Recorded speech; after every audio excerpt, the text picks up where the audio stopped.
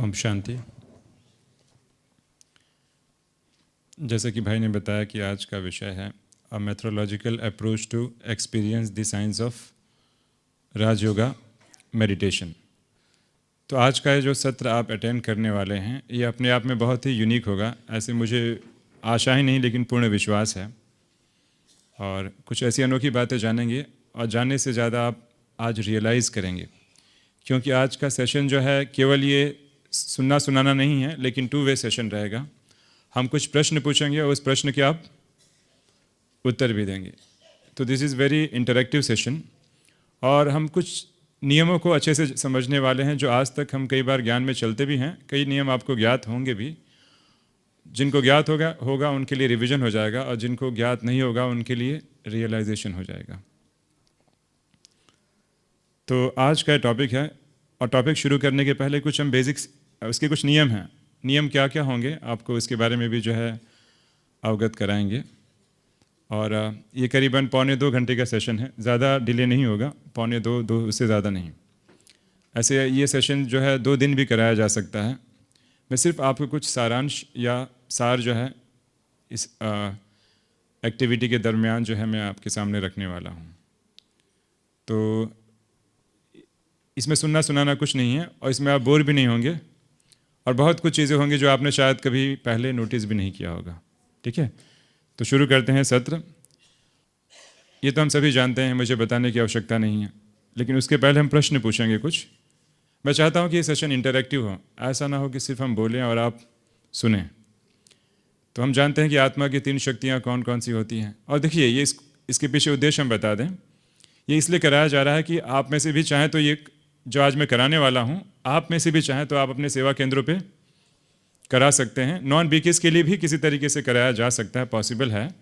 तो हम सेवा के उद्देश्य से सीख रहे हैं, ठीक है। और इसके पहले मैं कुछ परमिशंस आपसे लूँगा। पहले मैं कुछ बेसिक प्रश्न शुरू करता हूँ। आत्मा की 3 शक्तियाँ कौन कौन सी हैं जो हम बताते हैं? अच्छा, ठीक है। अभी कुछ बेसिक्स क्वेश्चन पूछते हैं, सिर्फ थोड़ा हमारा मंथन चले। हाँ, मेमोरी या स्मृति किस में होती है? आत्मा में होती है कि ब्रेन में? अच्छा, जो कहते हैं आत्मा में होती है हाथ ऊपर करेंगे। अच्छा, जो कहते हैं ब्रेन में?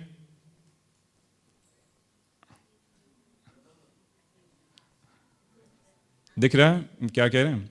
देखिए कितने डिफरेंस ऑफ ओपिनियन है। खैर, इसका उत्तर आप खुद ढूंढेंगे, हम नहीं बताएंगे इसका उत्तर क्या है। बात सही है, स्मृति दोनों में होती है, आत्मा में होती है और आत्मा वो स्मृति केमिकल्स के फॉर्म में ब्रेन में स्टोर करती है। वो एक अलग ही टॉपिक है। आत्मा के बारे में, आत्मा की 3 शक्तियाँ हम बताते हैं, मन, बुद्धि और संस्कार। ठीक है, तो मन का कार्य क्या होता है? हाँ, संकल्प करना। इसके अलावा मन का सबसे इंपॉर्टेंट कार्य संकल्प करना, सोचना। इसके अलावा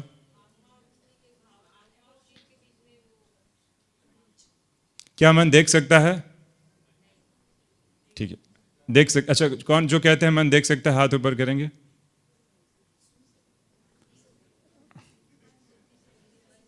अच्छा, ठीक है, फाइन। अच्छा, बुद्धि का कार्य क्या है?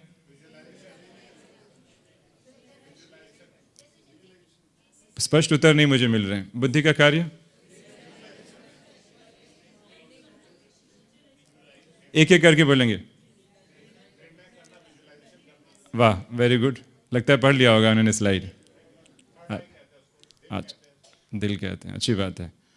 ठीक है, आते हैं वापस स्लाइड पे। मन के 2 मुख्य कार्य होते हैं, शायद हमें इससे थोड़ा अवगत होना बहुत आवश्यक है। एक मन का मुख्य कार्य होता है थॉट्स प्रोड्यूस करना और दूसरा होता है इमोशंस, भावना। इस समय हमें ठंडी लग रही है। ठंडी किसको लग रही है? शरीर को कि मन को?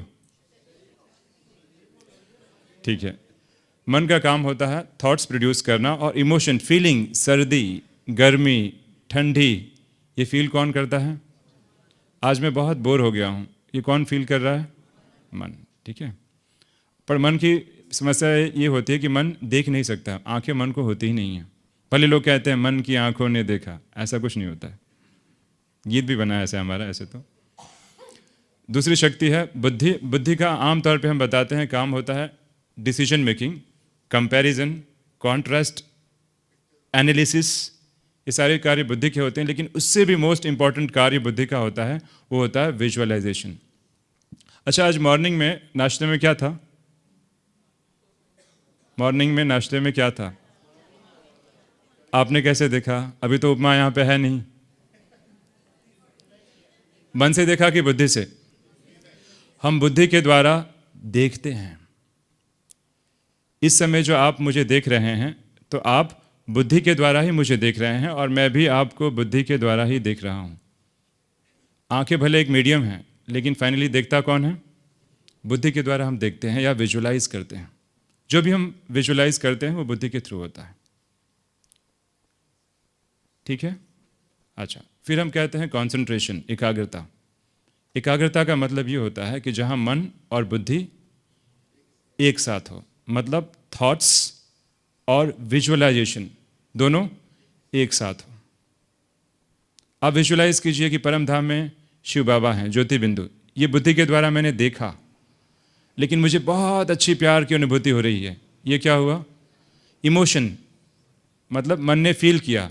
तो मन ने फील किया और बुद्धि ने विजुअलाइज किया, और यहाँ पे जो कुछ होगा मुझे मालूम ही नहीं पड़ेगा, क्योंकि मैं कॉन्सेंट्रेटेड हूँ, एकाग्र हूँ। समझ में आ रही है कॉन्सेंट्रेशन की परिभाषा? कि रिपीट करो?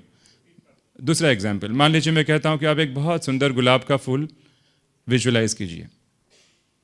हमने विजुअलाइज किया गुलाब का फूल प्रैक्टिकली। अब मैं कह रहा हूँ कि ना उस गुलाब के फूल जो है ना बाबा आपको दे रहे हैं, तो इसमें क्या है? थोड़ा इमोशन भी है ना, और गुलाब से बहुत अच्छी अच्छी खुशबू आ रही है। खुशबू को विजुअलाइज नहीं कर सकते ना, फील करना होगा। तो जहाँ पे फीलिंग, माइंड और विजुअलाइजेशन अर्थात इंटेलेक्ट, जहाँ दोनों साथ साथ हो, उसे हम क्या कहते हैं? एकाग्रता। और जिस समय मैं एकाग्र हूँ तो मेरे अगल बगल क्या चल रहा है मुझे मालूम ही नहीं पड़ेगा। क्लियर है कंसंट्रेशन का डेफिनेशन? हमारा एक प्रयास चल रहा है कि हम राजयोग की जो बहुत सारी जो राजयोग मेडिटेशन है इसको स्टैंडर्डाइज किया जाए, वो हम बाद में डिस्कशन करेंगे। आगे आते हैं रिजॉल्व्स, मतलब हैबिट्स।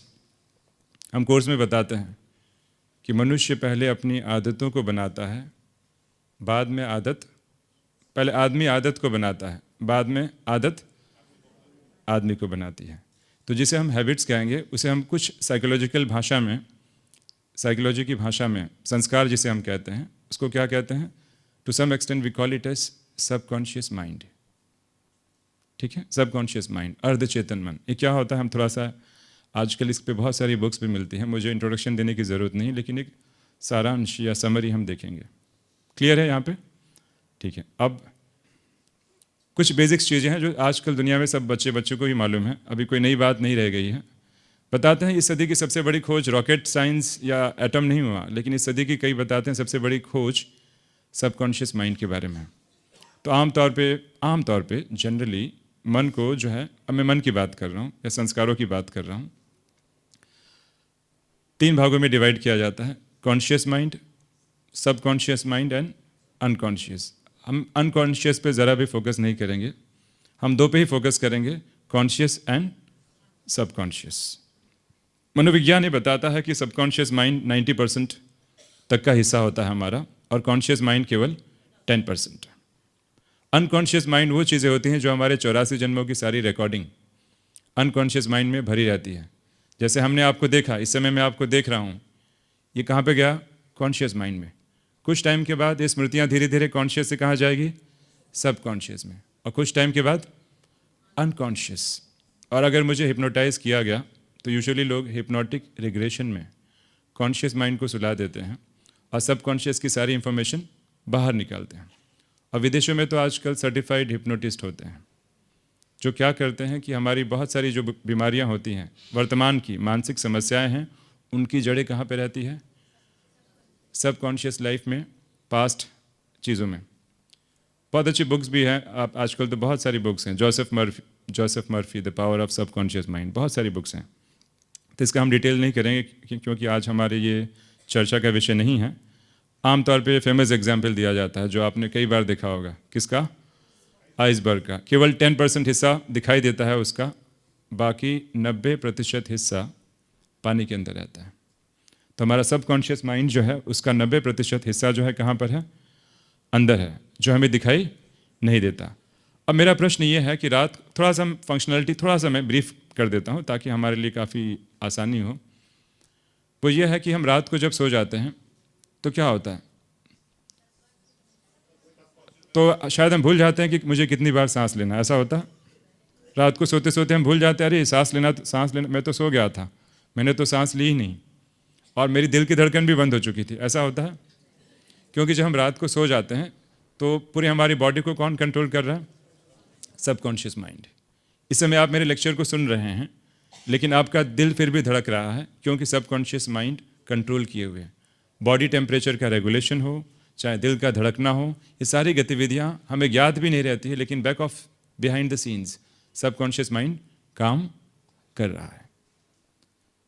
तो ये हमने कुछ आपको ब्रीफिंग की कॉन्शियस और सबकॉन्शियस माइंड की। अब मैं कुछ एक्टिविटी करने जा रहा हूँ। आज हम क्या करने वाले हैं? आज हम मशीन्स लेकर आए हैं जिससे हम सब आपके योग की कितनी अवस्था है टेस्ट करने वाले हैं। सब तैयार हैं? सच में? अभी संख्या बहुत ज़्यादा है, तो ये सोच रहा था कि मैं श्रीकांत भाई से बात कर रहा था कि क्या इतने लोगों की टेस्टिंग की जाए। मशीन तुरंत बता देगी कि कितने आपके व्यर्थ चलते हैं, क्या आपकी मन की अवस्था है, एकदम क्लियर कट। सब रेडी हैं? पर रिजल्ट सबके सामने ओपन किया जाएगा। क्यों क्या होता है, आम कहा जाता है कि जब कोई आदमी रास्ते पे चलते चलते गिर जाता है ना, तो चोट गिरने से लगती है क्या? किससे लगती है? चोट उससे नहीं लगती है कि मुझे कितनी चोट लगी, पहले देखते हैं कि कौन कौन मुझे देख रहा था। ये भी देह भान है, देह अभिमानी है देखा जाए तो। खैर, तो आज का सत्र यह कुछ ऐसे एक्टिविटी करने वाले हैं। इस एक्टिविटी की कुछ प्रीरिक्विजाइट है, कुछ पूर्व शर्तें हैं जो आप इसको जानेंगे, और उसके पहले मुझे परमिशन आपसे लेना पड़ेगा। पहली बात तो आप मोबाइल स्विच ऑफ कर देंगे। पहला ये है, वाइब्रेट मोड में भी नहीं रखेंगे, क्योंकि बीच में कमेंट्री चल रही है और अचानक में मोबाइल वाइब्रेट हुआ तो आपका ध्यान जाए चाहे ना जाए, पड़ोसी का भी ध्यान जाएगा। और आजकल SMS ट्यून्स भी आते हैं, बीच में SMS की भी आवाज़ें आती हैं। तो मोबाइल अगर फ्लाइट मोड पे रखें तो बहुत अच्छा, नहीं आता हो तो स्विच ऑफ कर सकते हैं। क्योंकि आज कुछ ऐसी एक्टिविटीज़ मैं बताने जा रहा हूँ जिसकी कुछ मैं आपको झलकियाँ दूंगा, और हो सके तो भविष्य में ये आगे ये एक्टिविटी हम इसको बड़े बड़े पैमाने पे स्पार्क के लिए यूटिलाइज़ करेंगे। ठीक है? तो आपके हाथ अभी इस समय नोटबुक वगैरह चाहें तो आप जो भी कुछ सामान हो आप साइड में रख सकते हैं। अगर आप चश्मे की आवश्यकता ना हो तो चश्मा भी उतार सकते हैं, आपको स्लाइड्स मिल जाएंगी, कोई बड़ी बात नहीं है। और कोई बार बार अभी इस हॉल के अंदर आना जाना अभी जो हम बंद करेंगे। ठीक है? रेडी? हम सोच रहे हैं भविष्य में ऐसे कुछ कोर्सेज प्लान हो मेडिटेशन के, जिसमें हॉल के अंदर एंट्री आते ही मोबाइल स्विच्ड, हॉल के अंदर आते ही आवाज़ बंद, बिल्कुल मौन, ऐसे रखेंगे। ऐसे भी प्रयास चल रहा है। तैयार हैं आप सभी? अच्छा, पहले मुझे आपसे परमिशन चाहिए। परमिशन इसलिए चाहिए, अभी इस जो हम करने वाले हैं प्रयोग, उसकी दो बहुत महत्वपूर्ण जो है प्रीरिक्विजाइट हैं, पूर्व आवश्यकताएं हैं। पहला कि मैं थोड़ा कड़े शब्द भी अगर मैं प्रयोग करूं तो आप बुरा नहीं मानेंगे। आप तैयार हैं? जो तैयार है हाथ ऊपर करके एक्नॉलेज करेंगे। ठीक है? हमारा कोई भाव ईगो या ऐसा कुछ दिखाना नहीं है, लेकिन क्या होता है, ये तो हमारा परिवार है ना, तो परिवार से मैं नहीं समझता हूँ कि बात करने के लिए हमें थोड़ा भी हेजिटेशन होना चाहिए। जो सत्य है उसको हम कहें। दूसरी शर्त यह है कि अगर आपको जो अनुभव होगा वही बताएंगे, उसको जरा भी बढ़ा चढ़ा कर एग्जेजरेट करके नहीं बताएंगे। तो अगर अनुभव होगा तो आप कहेंगे अनुभव हुआ, अगर अनुभव नहीं हुआ तो आप कहेंगे अनुभव। सत्यता, किसी भी शोध या प्रयोग की सबसे बड़ी प्रीरिक्विजाइट क्या होती है? ईमानदारी और सत्यता। सच में ऐसा होता है कि नहीं होता है? हो सकता है कि किसी चीज़ के लिए मैं आपके हाथ भी खड़े करूं तो आप संकोच नहीं करेंगे, पता नहीं भाई साहब पूछ रहे हैं या बगल में कौन कौन मुझे देख रहा है। ये हमारा थोड़ा बहुत कहीं ना कहीं देहाभिमान है, हो जाता है। और अगर फिर भी हमें हर्ट हो रहा है तो ये भी क्या हुआ? बाबा क्या कहते हैं, हर्ट होना मतलब क्या हुआ? ये भी एक निशानी है ना। तो शुरू करते हैं। अभी आपको एक प्रयोग ऐसा करना है। सबसे पहली एक्सरसाइज जो हम करने जा रहे हैं उसमें आपको मेडिटेशन कुछ नहीं करना है, केवल बुद्धि के द्वारा भ्रुकुटी के बीच में फोकस करना है कि मैं एक चमकता हुआ सितारा हूँ। मैं पहले बता रहा हूँ तब आप शुरू करेंगे। जब मैं स्टॉप कहूँगा, ओम शांति कहूँगा, तब आप बंद करेंगे। तो जैसे ही आप विजुलाइज करना चालू करेंगे कि मैं एक चमकता हुआ सितारा हूँ, तो क्या होगा, आपके मन के थॉट्स आने चालू हो जाएंगे।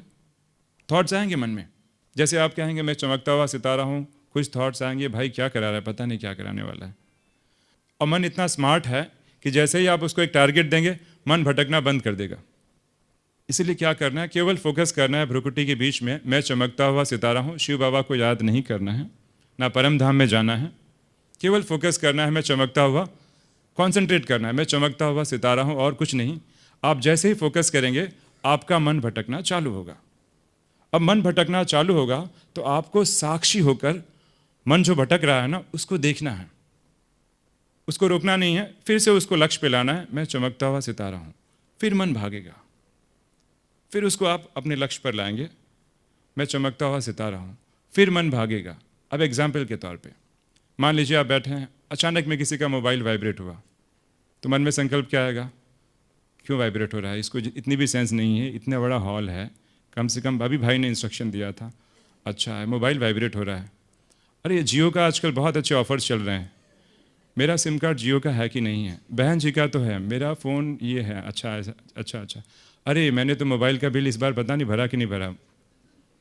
पुलिस का भी नंबर होना चाहिए, मान लो कभी इमरजेंसी आ जाए तो आप कहाँ पहुँच गए, पुलिस स्टेशन। तो ये होता है चैन ऑफ थॉट्स, मतलब संकल्पों की भी एक कहानी होती है। आज वो मन के सारे नियम जो है ना, आपको उसके बारे में हम आपको अवगत कराने वाले हैं। तो ऐसे थॉट्स आएंगे, फिर से आप ज्योति बिंदु आत्मा पे आएंगे। ठीक है, आप तैयार हैं? और भी कुछ चीज़ें होने वाली है जिसके बारे में मैं आपको कुछ बताऊंगा नहीं, है ना। इसमें हो सकता है कि आप बोर भी हो जाएं। जब तक मैं ओम शांति ना कहूँ तब तक आपको इसी पे फोकस होना है। रेडी? हाँ, कुछ बोल रहे हैं। आंखें बंद रखें, तो मैं चाहूँगा कि आंखें इस बार बंद किया जाए। ऐसे तो आप बहुत अच्छे योगी हैं, आंखें खोल के भी कर सकते हैं, पर मैं चाहूँगा कि इस एक्टिविटी में आप आंखें बंद रखें। भले मन भागेगा रोशनी की तलाश में, फिर मन को आपको सेंटर पे लाना है, मैं चमकता हुआ सितारा हूँ। मन को रोकना नहीं है, मन भागेगा, मन को साक्षियों के वैसे ही देखना है जैसे कोई व्यक्ति समुद्र के किनारे खड़े होकर समुद्र की लहरों को देखता है।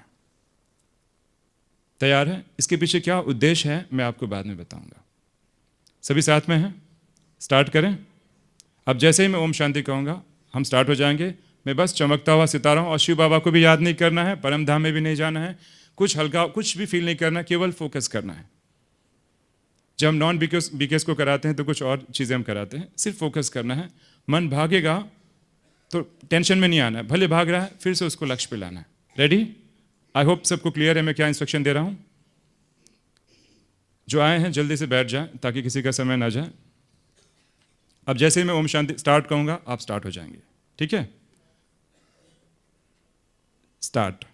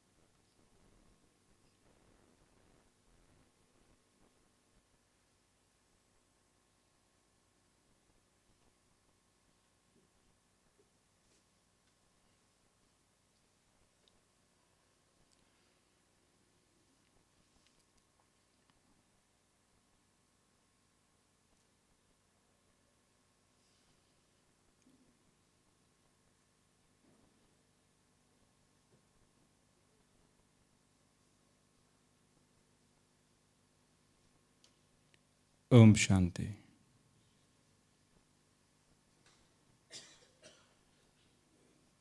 ठीक है, अब मैं बहुत ही सत्यता से जो मैं प्रश्न पूछूंगा उसका उत्तर देंगे।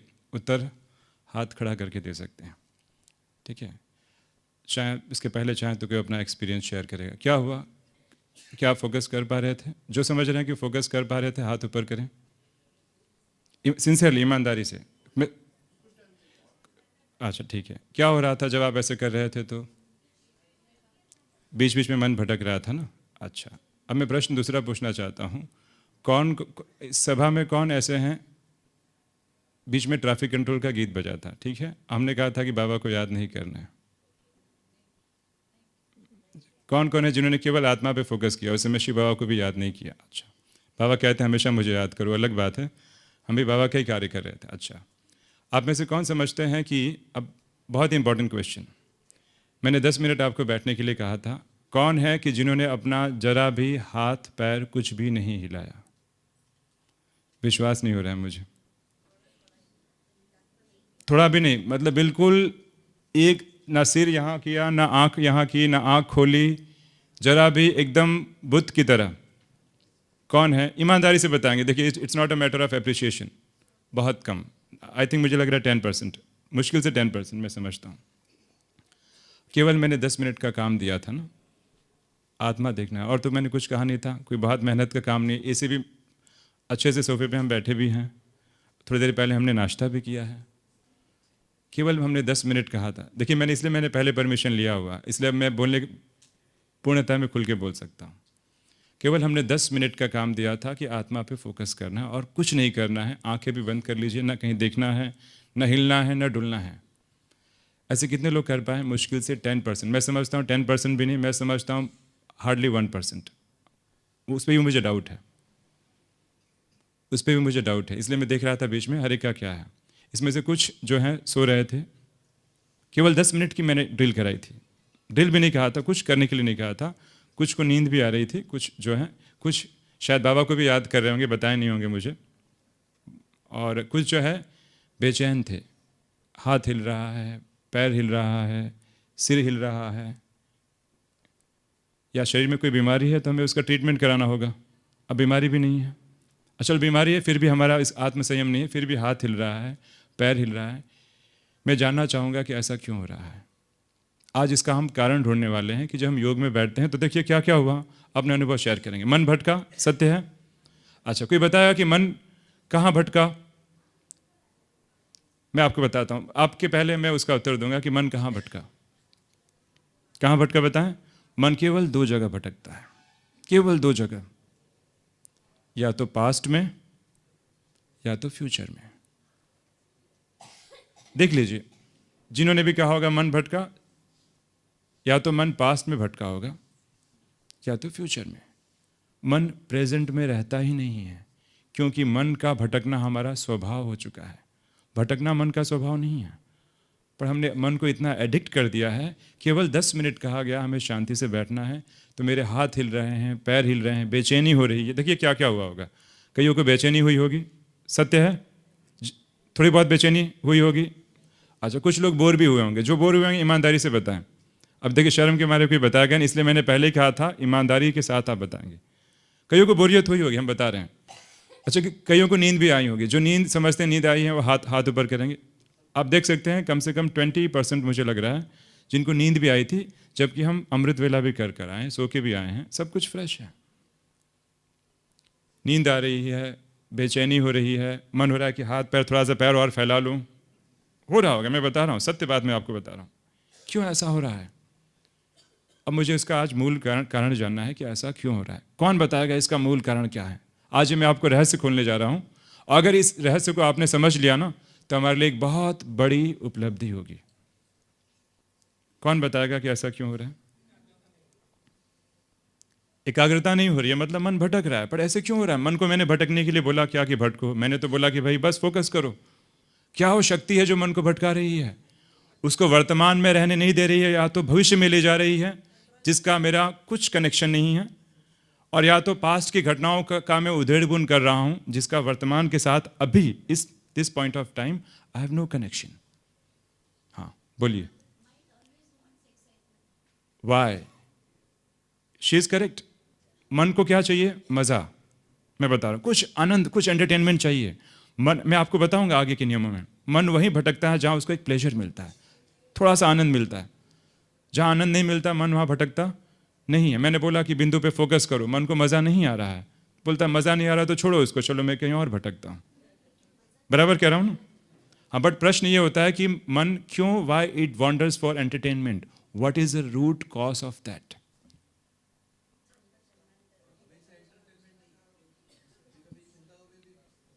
चिंताओं में भी एंटरटेनमेंट है, मैं आऊँगा। चिंताओं में भी एंटरटेनमेंट होता है, मैं बताऊंगा आपको, चिंताओं में भी एंटरटेनमेंट होता है। आसक्ति, अच्छा, तो मन आसक्ति के कारण भटका। और मन की चंचलता क्यों, वही तो मैं जानने के लिए बैठा हूं आज। मेरे से कहने में, अच्छा मान लीजिए आप मेरे कहने से ना करो, अपने कहने से ही आप आत्मा फोकस करो। अच्छा, अभ्यास। हाँ हाँ, ये बहुत अच्छी बात बताई, उसको हमने संकलित किया, अच्छी बात बताई। आत्मा आनंद स्वरूप है। अब प्रॉब्लम क्या है कि आनंद अंदर मिल ही नहीं रहा है। मन को अंदर आनंद नहीं मिल रहा है। यहाँ पे ज्योति बिंदु समझने में मन को कोई आनंद नहीं मिल रहा है। इसलिए मन क्या सोच रहा है, कहाँ मुझे आनंद मिले। अच्छा, अभी तो थोड़ी देर पहले मैंने टोली खाई थी, बहुत अच्छी टोली थी, क्या बनाता, उपमा। अच्छा, मैं घर पे जाने के बाद मैं भी ऐसी उपमा बनाऊंगी। मन को यहाँ इसमें आनंद नहीं मिल रहा है, मैं बता रहा हूँ। ठीक है, तो अब फिर से मैं बता रहा हूँ, कौन बताएगा कि उसका रूट कॉज क्या है, कि आखिर हम क्यों बेचैन हैं। शांति से केवल 10 मिनट की बात बताई गई थी, फिर भी हम बेचैन हो गए। यस, मन एक घोड़ा है और बस दौड़ते रहेगा बस जिंदगी भर, बिना लगाम का घोड़ा। मैं संतुष्ट नहीं हूं उत्तर से। Yes, correct. तो हम बॉडी कॉन्शियस में, इसलिए मन भटक रहा है, because of that property. So do you think that it is a property of mind to become restless? Property of the soul to become restless. So why I'm getting restless? I want to know the root cause today. Why am I getting restless? मुझे शांति से 10 minute बैठने के लिए कहा गया। मैं 10 minute नहीं, अभी आपको मैं आज से, मैं अभी आज क्या करता हूँ, मैं आपको 10 घंटे बिठाने वाला हूँ इसी अवस्था में। क्या होगा? नहीं नहीं, ठीक है, आप बहुत दृढ़ संकल्पी हैं, हमें इसका बहुत ही भाव। अगर मैं आपको आज 5 घंटे के लिए, ये रिकॉर्डिंग वाले भाई को भी भेज दूंगा, बेचारा कभी से रिकॉर्ड कर रहा है, 5 घंटे के लिए मैं आपको ऐसे ही बिठा देता हूँ इसी अवस्था में। ठीक है, जरा हिलेंगे नहीं, डुलेंगे नहीं, बस ऐसे अपने आप को आत्मा समझना है। आधे घंटे के बाद क्या होगा? आधे लोग पहले तो परम निद्रा, पहले कौन सी, एक बहुत प्यारा क्या बताते हैं, हमारा एक लोक है जिसका नाम है योग, बहुत अच्छी निद्रा, योग निद्रा। योग निद्रा तो बहुत अभी 10-15 मिनट में, 10 मिनट में चालू हो गई। अभी इस क्राउड का एनालिसिस किया गया, 20% योग निद्रा में बिना किसी एफर्ट के। सोचिए, लोग कहाँ नींद की गोलियां लेते हैं, यहाँ लेने की आवश्यकता ही नहीं। मेरा प्रश्न यही है, मैं बार बार आपसे यही प्रश्न पूछ रहा हूं कि क्या वो शक्ति है, क्या वो ऊर्जा है जिसने मुझे बेचैन कर दिया? कौन से particles? Even I am the science student, I just want to know what are those sub atomic particles which are making me restless. Yes,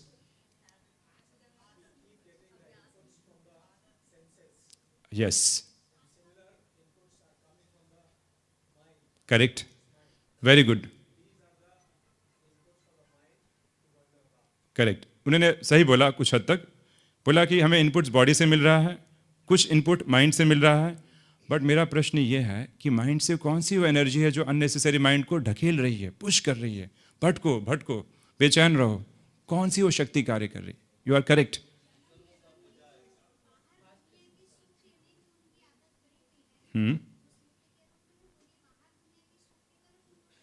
ठीक है, और कुछ? Sorry, what failure?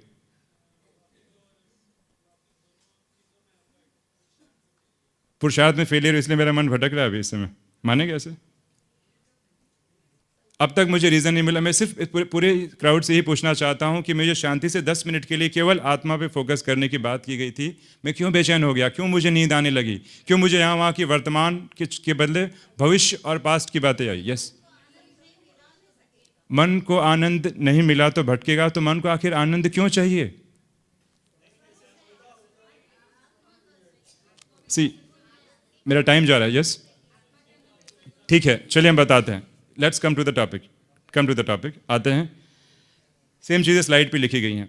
बोरियत, नींद आना। हाँ, आपको मैं पूरी स्लाइड दे दूंगा, कोई बात, पूरी स्लाइड आप कॉपी कर दूंगा, पूरी सेशन भी रिकॉर्ड हो रहा है, ठीक है।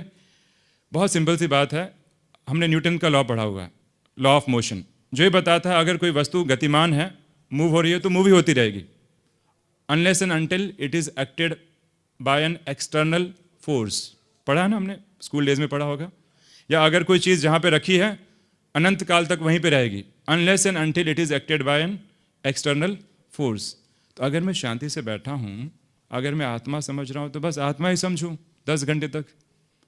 तो क्या वो एक्सटर्नल फोर्स है जो मन को ढकेल रहा है, पुश कर रहा है, और उस फोर्स को आप समझेंगे जो यहाँ पे स्पष्ट किया गया है, वो है हमारी 5 विकार या वासनाएं, वृत्तियाँ जो मुझे बेचैन कर रही है, 5 नेगेटिव एनर्जीज, जिसको हम कहते हैं काम, क्रोध, लोभ, मोह, अहंकार।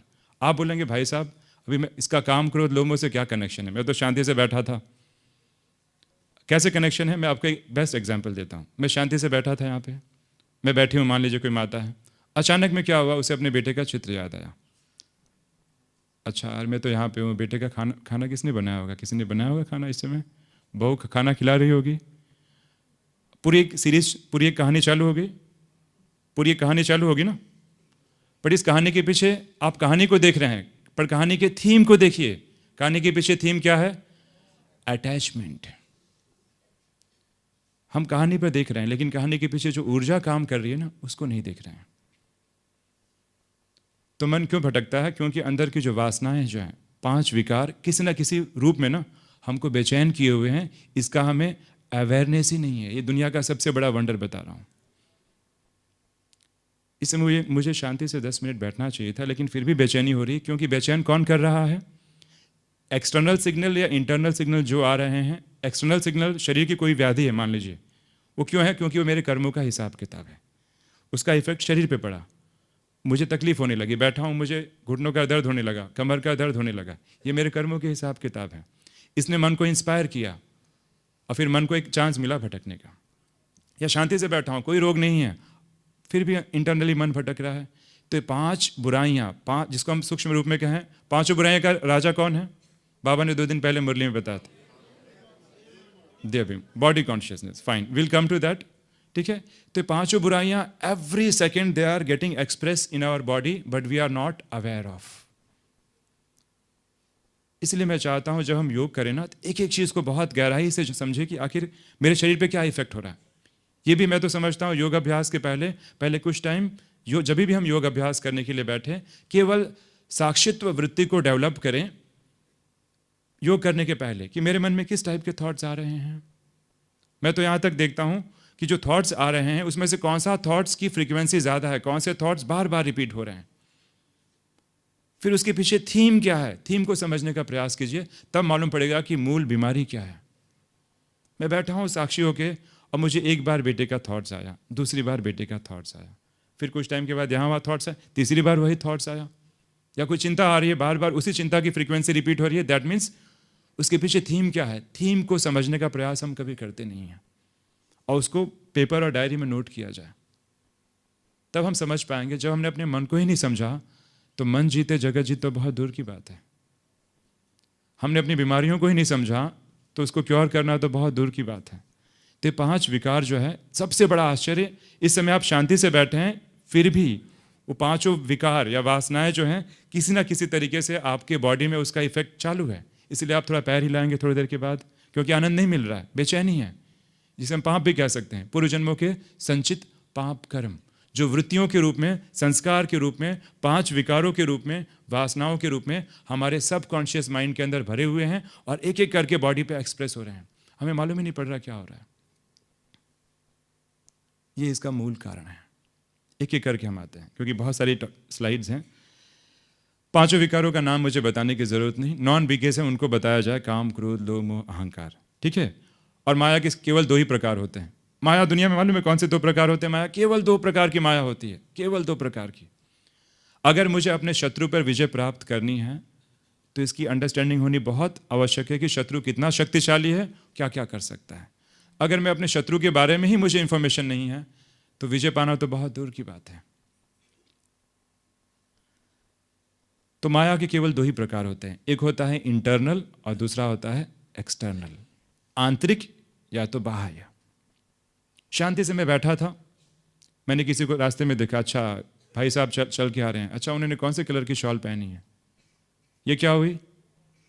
बाहर मैंने एक चित्र देखा और मन के अंदर क्या चला? चिंतन। माया कहां से आई? बाहर से। ओ भाई साहब को वहीं पे वही शॉल पहन के गुजरना था मेरे सामने, ये क्यों आया? पास्ट कर्मों के हिसाब किताब। अब शांति से मस्त एसी का रूम है, आराम से बैठा हूं, कुछ आराम से भी थोड़ी देर पहले मैंने नाश्ता किया, जैसे बैठा सुस्ती चालू, सुस्ती आ रही है, नींद भी आने लगी, बोरियत आ रही है। ये माया कहां से आ रही है? इंटरनल। तो माया के सिर्फ दो ही डोमेन होते हैं, या तो इंटरनल या तो एक्सटर्नल। और एक्सटर्नल माया के भी केवल 4 प्रकार होते हैं, जो बाप दादा ने मुरली में बताया था, जिसको हम कहते हैं हिसाब किताब के सेटलमेंट।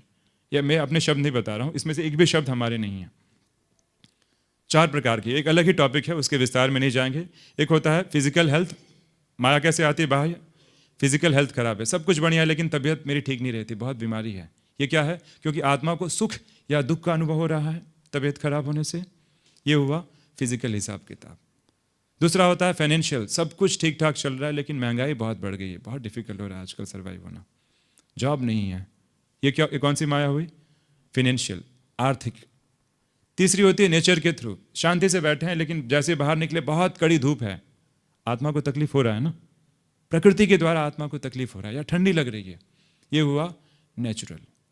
और चौथा मोस्ट इंपॉर्टेंट है और हम सब उसके ज़्यादा शिकार होंगे, वो होता है रिलेशनल। बहू से नहीं बनता है, बेटे से नहीं बनता है, ऑफिस में बॉस से नहीं बन रहा है, ये सब क्या है? ये सब अलग अलग प्रकार की माया है। हम इसके विस्तार में नहीं जाएंगे क्योंकि हम टॉपिक से डाइवर्ट हो जाएंगे। Let's come back to our original topic. पहला प्रश्न ये है कि बाबा ने 2 दिन पहले मुरली में बताया था, सब विकारों का राजा कौन है? देहाभिमान। बराबर, देहाभिमान से काम, क्रोध, लोभ, मोह, अहंकार आता है। ठीक है, दुनिया में हर चीज का कारण है देह। देखिए अलग है, देहभान अलग होता है, देहाभिमान अलग होता है। मालूम, क्लियर है? देहभान और देहाभिमान में क्या अंतर होता है? देहभान और देहाभिमान सेम है कि अलग अलग है? क्या अंतर होता है? देहभान मतलब क्या हुआ और देहाभिमान मतलब क्या हुआ? कोई एक खड़ा होकर सुना है, कोई एक? कोई सुना नहीं रहा है? हाँ, वेरी गुड। सिंपल मैं करके देता हूं। देहभान मतलब बॉडी कॉन्शियस, कि मैं जो है मेरी बॉडी है, पुरुष और स्त्री का भान। अगर आप बैठे हैं, आपके बगल में कोई ऑपोजिट जेंडर का व्यक्ति आपके बगल में एकदम पास में बैठ जाए, what will happen? You will become conscious. अरे ये कौन बैठा मेरे सामने, ये तो अमर्यादा है। What is this? देहभान। और देह अभिमान मतलब क्या हुआ? बॉडी। मैं बहुत इंटेलेक्चुअल, मेरे सेशंस बहुत अच्छे होते हैं, मैं बहुत ज्ञानी हूँ, मेरे पास बहुत पैसे हैं, मैं गुजराती हूँ, मैं ब्राह्मण कुल का हूँ, मेरा बेटा विदेश में रहता है, मैं दिखने में हैंडसम हूँ या ब्यूटीफुल हूँ, मेरे बाल अब तक मेरे सब ब्लैक हैं, अब तक वाइट नहीं हुए हैं। मैं आपको पूरी लिस्ट दी जा सकती है। ये सब क्या हुआ? देह अभिमान। सो हम be very careful whenever we are using the word. So देह भान अलग है, देह अभिमान अलग है। हम टॉपिक से डाइवर्ट नहीं होते हैं। Let's come back to our original topic. मेरा पहला प्रश्न ये है, बाबा ने बताया कि 5 विकारों में जो सबसे किंग है उसका नाम क्या है? काम विकार। और काम विकार की शुरुआत कैसे होती है? केवल देह भान से। It's because of gender consciousness. मैं पुरुष हूं, ये स्त्री है, मैं पुरुष हूं, ये स्त्री है। सत्युग और त्रेता के अंत में यही हुआ, पहले भान पैदा हुआ कि मैं पुरुष हूं, ये स्त्री है। सिर्फ ये कॉन्शियसनेस, जेंडर कॉन्शियसनेस के कारण जो है काम वासना मन में जागी। अब मेरा प्रश्न ये है कि काम और क्रोध के बारे में आपने सुना है, ठीक है? अब क्या काम का क्रोध के साथ कनेक्शन है कि नहीं है? कौन कहता है काम और क्रोध का कनेक्शन है? हाथ ऊपर करेंगे। अच्छा, कौन कहता है नहीं है? वो हाथ ऊपर करेंगे। बाकी लोग न्यूट्रल हैं, कुछ बोल नहीं रहे हैं, मतलब कौन सी पार्टी के हैं समझ में नहीं आ रहा है। Fine, very good, will come to the point. अच्छा, अब मैं आपसे प्रश्न पूछ रहा हूँ, इसके उत्तर से मुझे स्पष्ट हो जाएगा कि कितनी हमें ज्ञान है इस विकारों का। मान लीजिए मैं बहुत बड़ा अच्छा लेक्चर देता हूँ, लोग बहुत खुश हो जाते हैं, अरे वाह राजीव भाई तो बहुत अच्छे इतिहास पे क्या लेक्चर देते हैं, ठीक है। मैं कहता हूँ मेरे अंदर काम वासना नहीं है, केवल मुझे गुस्सा आता है। केवल मुझे बीच में कई बार जोरदार गुस्सा आता है, लेकिन मैं सच कह रहा हूँ, मेरे अंदर कोई काम वासना नहीं है। क्या मैं सच बोल रहा हूँ? अरे मैं ज्ञान में चलता हूँ, ब्रह्मा कुमारी संस्था, हमारी इतनी बड़ी संस्था में चल रहा हूँ, मुझे कुछ प्रॉब्लम नहीं है, सब एवरीथिंग इज़ फाइन। मैं ब्रह्मचारी जीवन जी रहा हूँ, बहुत ही सात्विक भोजन खाता हूँ, केवल मुझे गुस्सा आता है, केवल मुझे गुस्से की बीमारी है, इरिटेशन आता है, गुस्सा आता है। तो क्या इसका मतलब क्या हुआ? क्या मेरे अंदर काम वासना है कि नहीं है? अच्छा, कितना परसेंट है? अगर मान लीजिए मेरे अंदर क्रोध 80% है, ठीक है, मान लीजिए, अब इसको एक फिगर दे रहा हूँ, क्वांटिफिकेशन कर रहा हूँ, मेरे अंदर क्रोध 80% है, तो इसका इनडायरेक्ट मतलब क्या होता है? काम वासना कितनी होगी? 20, 30, 10, क्या कहेंगे? देखिए, हम दुश्मनों के बारे में अपने जानने की प्रयास कर रहे हैं, जो हमारे दुश्मन, जिस पे हमें मन जीते जगत जीत करना है, ठीक है। मेरा प्रश्न है कि अगर मेरे अंदर 80% एंगर है, तो मेरे अंदर काम वासना कितनी होगी? जो कह रहे हैं 50% हाथ ऊपर करेंगे। जो कह रहे हैं 80% काम वासना, तो 80% क्रोध भी होगा, वो हाथ ऊपर करें। देखिए, आप पीछे देख सकते हैं, बाकी क्राउड एकदम स्तब्ध है। अच्छा, ज़्यादा कम हो सकता है, 20%। वाह, वंडरफुल। नियम बहुत सिंपल है, अगर मेरे अंदर 80% गुस्सा है, इसका मतलब है कि लगभग 80% काम वासना भी है, चाहे मैं अपने आप को कितना भी ईमानदार बताता हूं। यह मेरी अज्ञानता है कि मुझे काम और क्रोध का कनेक्शन मालूम ही नहीं है। यह हमारी अज्ञानता है। अबिल से दो व्यक्ति हैं, एक व्यक्ति बहुत डिजायरस है, बहुत उसके मन में कामनाएं उठती हैं, 1 मिनट के अंदर बहुत सारी कामनाएं, बहुत सारे संकल्प। एक व्यक्ति, उसके मन के अंदर इतनी कामना नहीं उठती है। इसका कंक्लूजन क्या हुआ? जिस व्यक्ति के अंदर कामनाएं ज्यादा उत्पन्न होती है, इसका मतलब यह है कि उसके अंदर काम वासना भी उतनी भरी पड़ी है। यह प्रकृति का सबसे बड़ा सत्य नियम बता रहे हैं।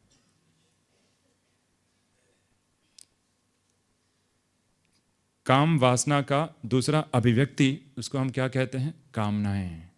इसलिए बाबा कहते हैं, कामनाओं को भी बाबा क्या कहते हैं? सूक्ष्म अपवित्रता बाबा बताते हैं। अगर मेरे अंदर 80% काम विकार है और किसी व्यक्ति के अंदर 20% है, तो उसका मन केवल 20% इतना ही कामनाएं व्यक्त करेगा, मेरे अंदर बहुत ज्यादा करेगा, क्योंकि वासनाओं की मात्रा बहुत ज्यादा है। इस नियम को समझना बहुत जरूरी है। आई होप क्लियर है कंसेप्ट। आगे बढ़े। अच्छा, एक एक करके हम सारी चीजों को स्पष्ट कर रहे हैं। अब मैं आपको कुछ विकारों के नियम बता रहा हूं, कुछ ऐसे नियम अगर आप ध्यान रखेंगे तो बहुत अच्छे से समझ पाएंगे, क्योंकि शत्रुओं पर विजय प्राप्त करने के पहले उसके कुछ नियमों को समझें। इसको मैं कहता हूं प्लेजर प्रिंसिपल। आनंद दो प्रकार, आनंद बुरी चीज है कि अच्छी चीज है? तो आदमी को अटैचमेंट में भी बहुत आनंद मिलता है, काम वासना में भी आनंद मिलता है, तब तो अच्छी चीज है ना। आप बता रहे हैं आनंद। अच्छा, मुझे स्लाइड ऊपर कर देना चाहिए। यस, क्या कहेंगे? अच्छा, आनंद की अधिकता बुरी है, तो मतलब मैं बाबा की याद, बाबा कहते हैं गोप गोपियों से पूछना हो अतीन्द्रिय आनंद की अनुभूति, तो आज के बाद मैं वो आनंद की अनुभूति कभी नहीं करूंगा, ऐसा है?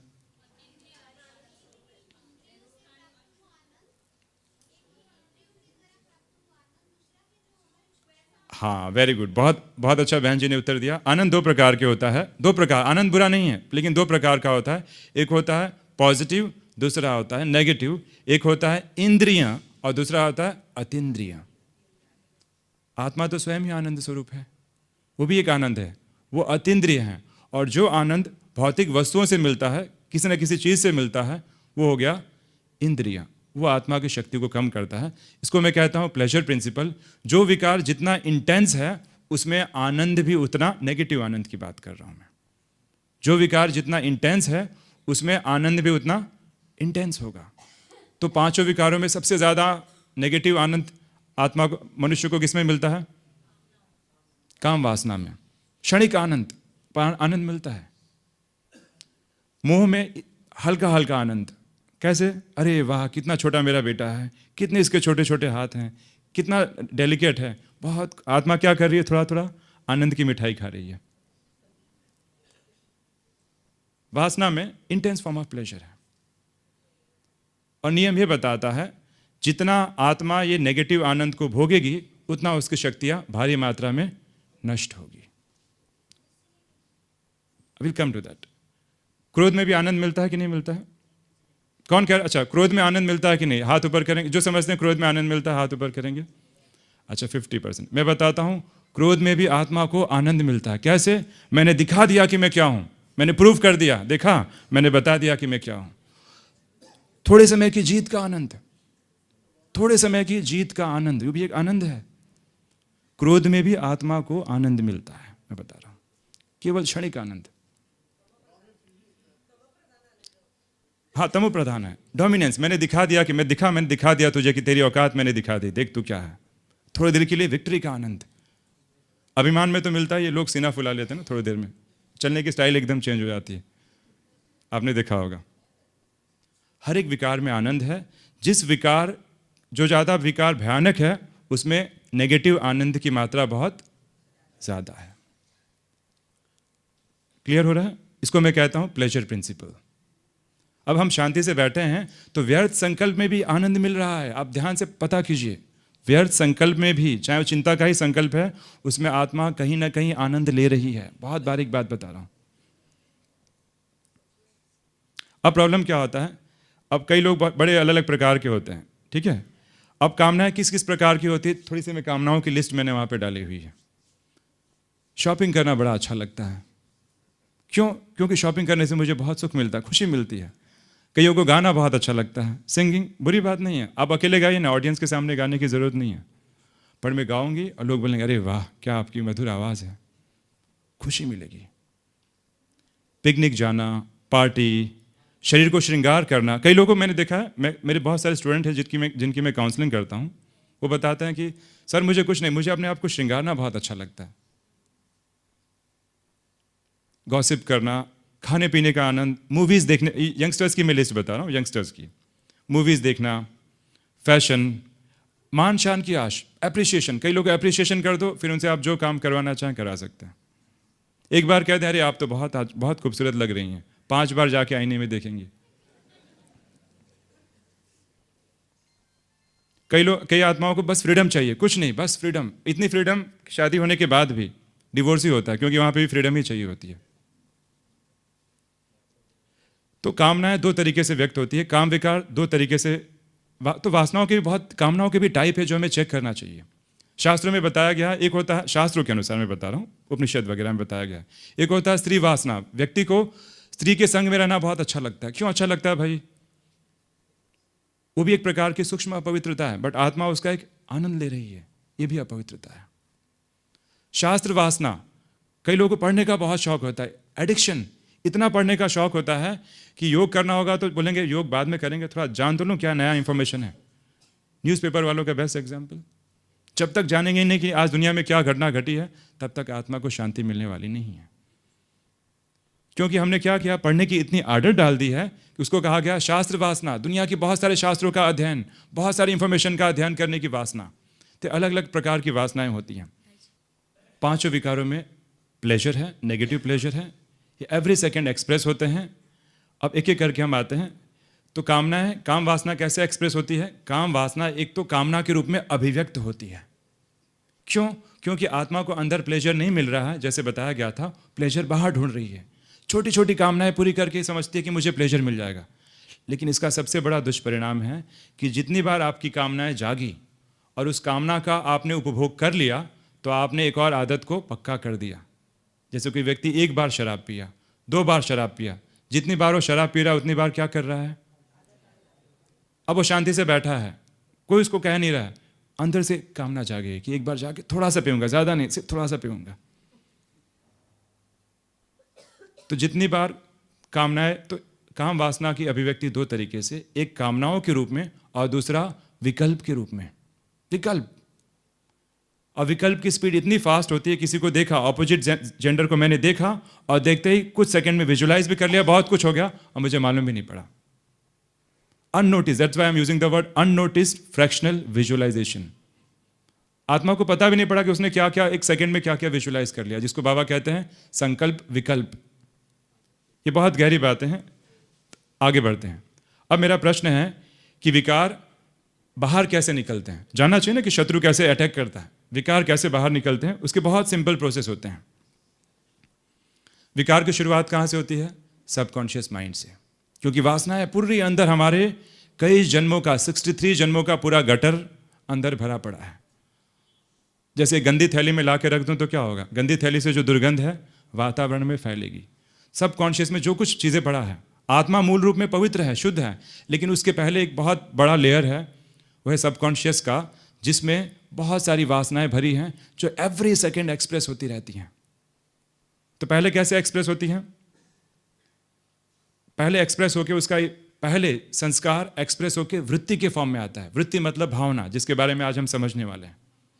फिर उसका इफेक्ट किस पे होता है? बॉडी पे होता है, और आदमी की श्वास चेंज हो जाती है। एग्जाम्पल के तौर पे मुझे गुस्सा आ गया, तो आप पाएंगे जैसे ही मुझे गुस्सा आएगा मेरे श्वासों की रफ्तार तेज।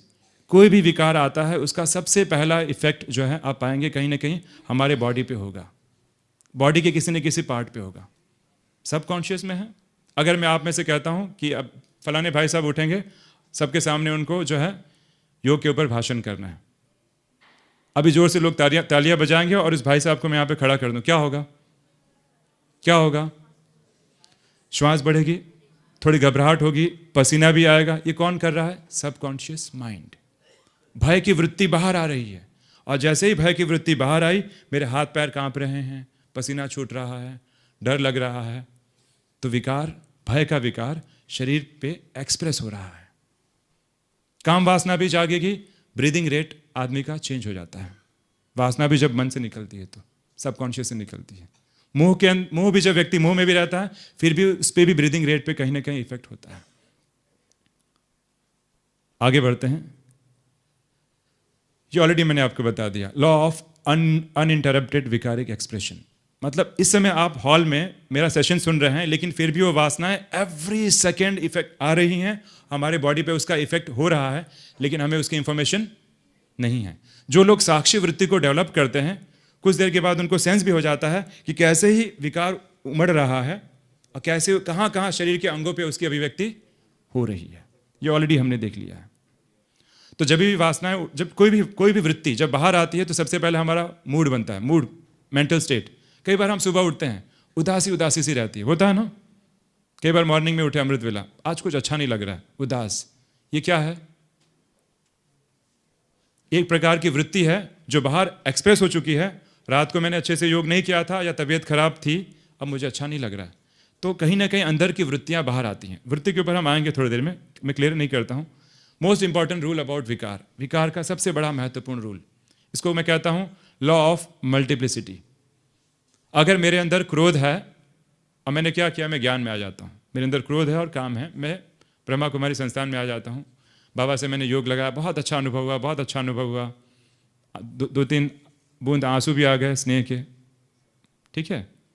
अब मेरा प्रश्न है कि मेरे अंदर क्रोध भरा हुआ है और ऐसे में 10 साल तक ज्ञान में चलता हूँ, तो आपको लगता है कि सिर्फ भावनात्मक तरीके से करने से मेरा क्रोध समाप्त हो जाएगा? नहीं। विकारों का सबसे बड़ा नियम है कि जब भी विकार अंदर रहेगा, कुछ देर के लिए हो सकता है उसको आप कंट्रोल कर लें, लेकिन विकार मल्टीप्लाई होगा ही होगा।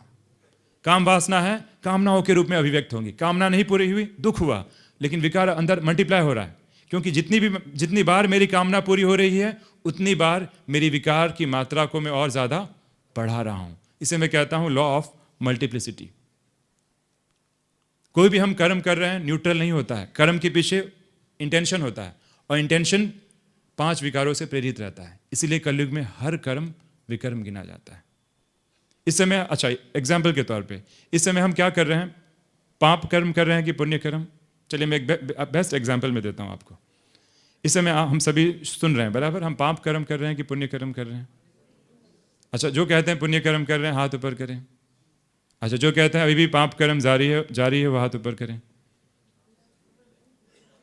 न्यूट्रल है ना, पाप हो रहा है ना पुण्य। अच्छा, इस समय कौन है जो एकदम अशरीरी आत्मिक अवस्था में बैठे हैं?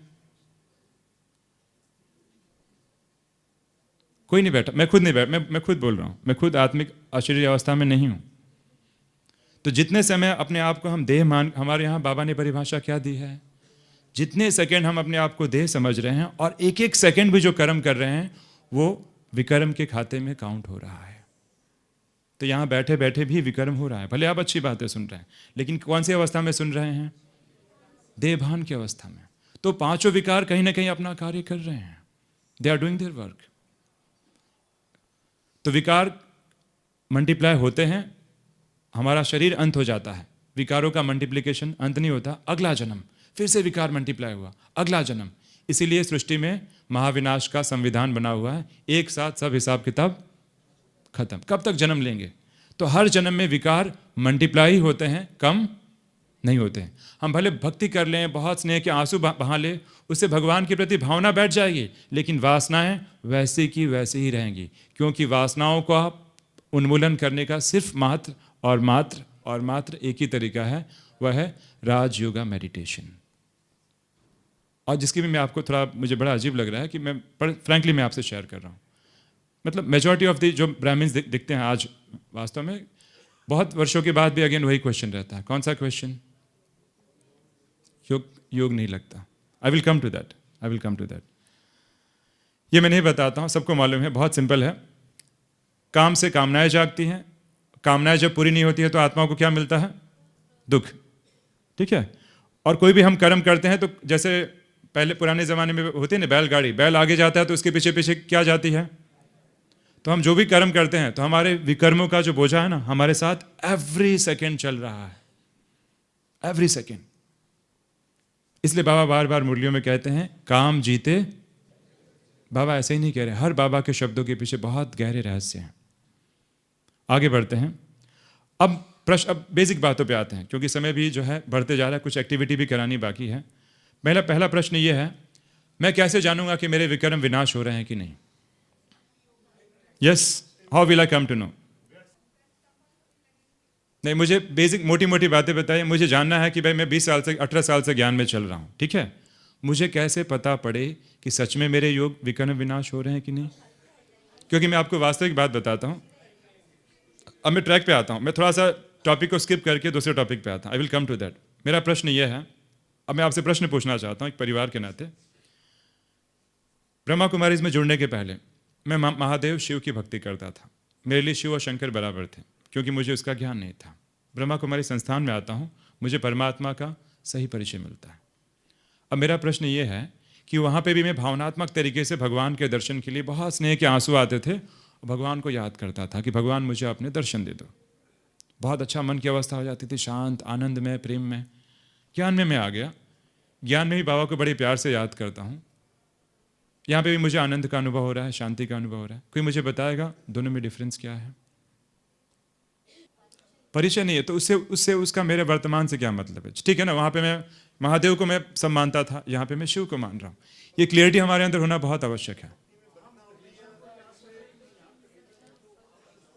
यस, सॉरी आवाज नहीं पहुंच रही, जोर से बोलेंगे।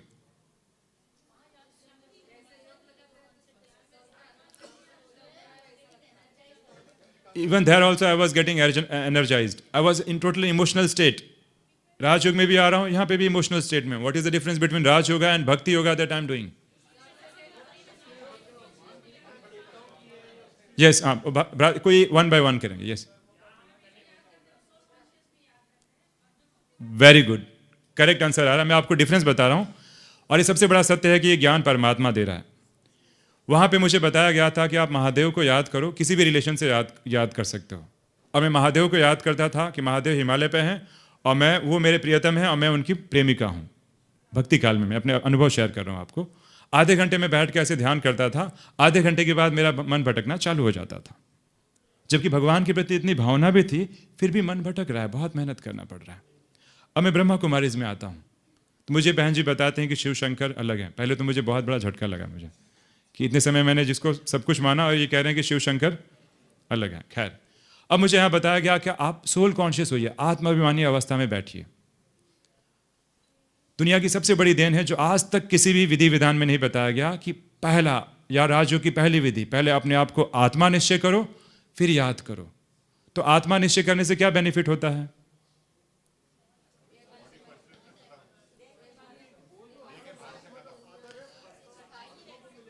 आपको मैं एक बात बताना चाहूंगा अभी भी।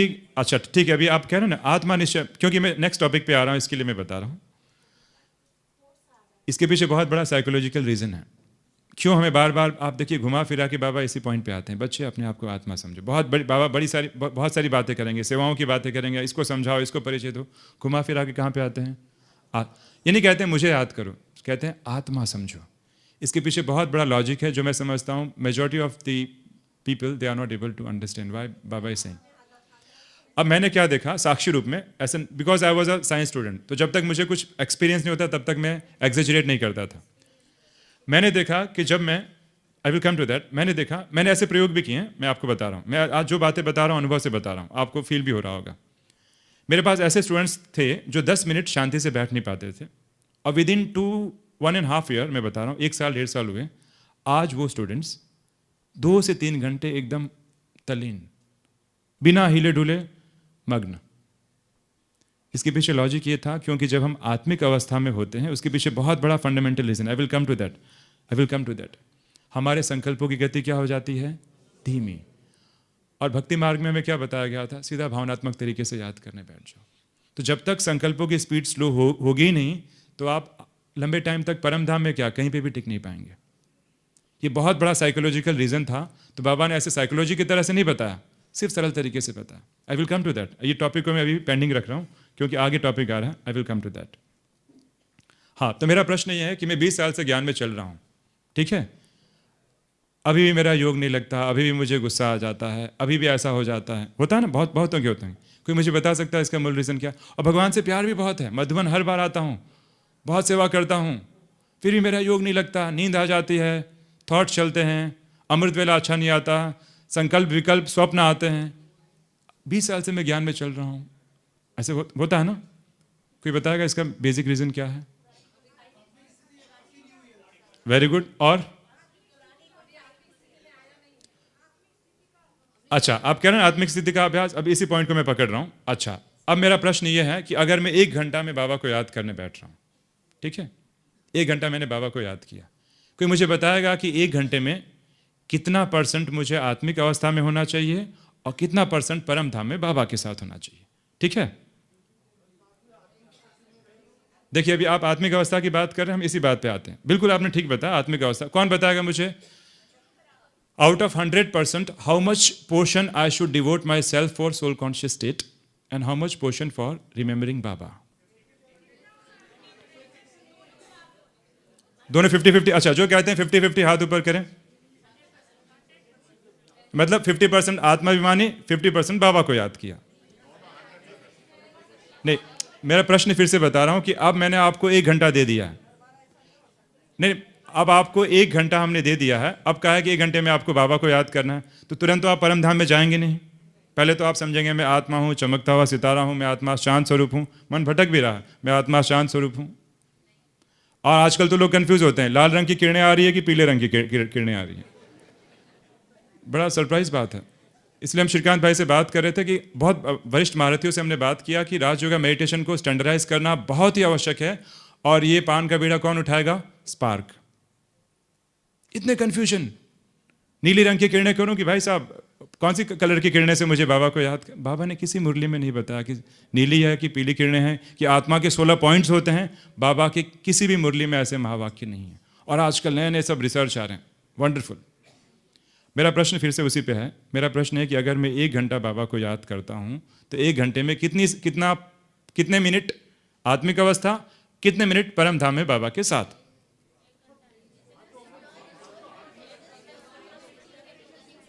नहीं, कोई एक बोलेगा क्योंकि आवाज यहां तक पहुंच नहीं रही है। हाँ, 1 मिनट, कोई एक माता बोले। हाँ बोलिए। हाँ, मेरा बहन जी फिर से वही प्रश्न है, 1 घंटे में आप मुझे बताइए कितने मिनट में। मैं बहुत सिंपल इंसान हूं, मुझे सिर्फ इतना बताइए कि 1 घंटे में मैं कितने मिनट आत्मिक अवस्था में बैठूं। हाँ, मुझे सिर्फ मिनट्स बताइए, मुझे और कुछ नहीं सुनना, सिर्फ मिनट सुनना है। यस,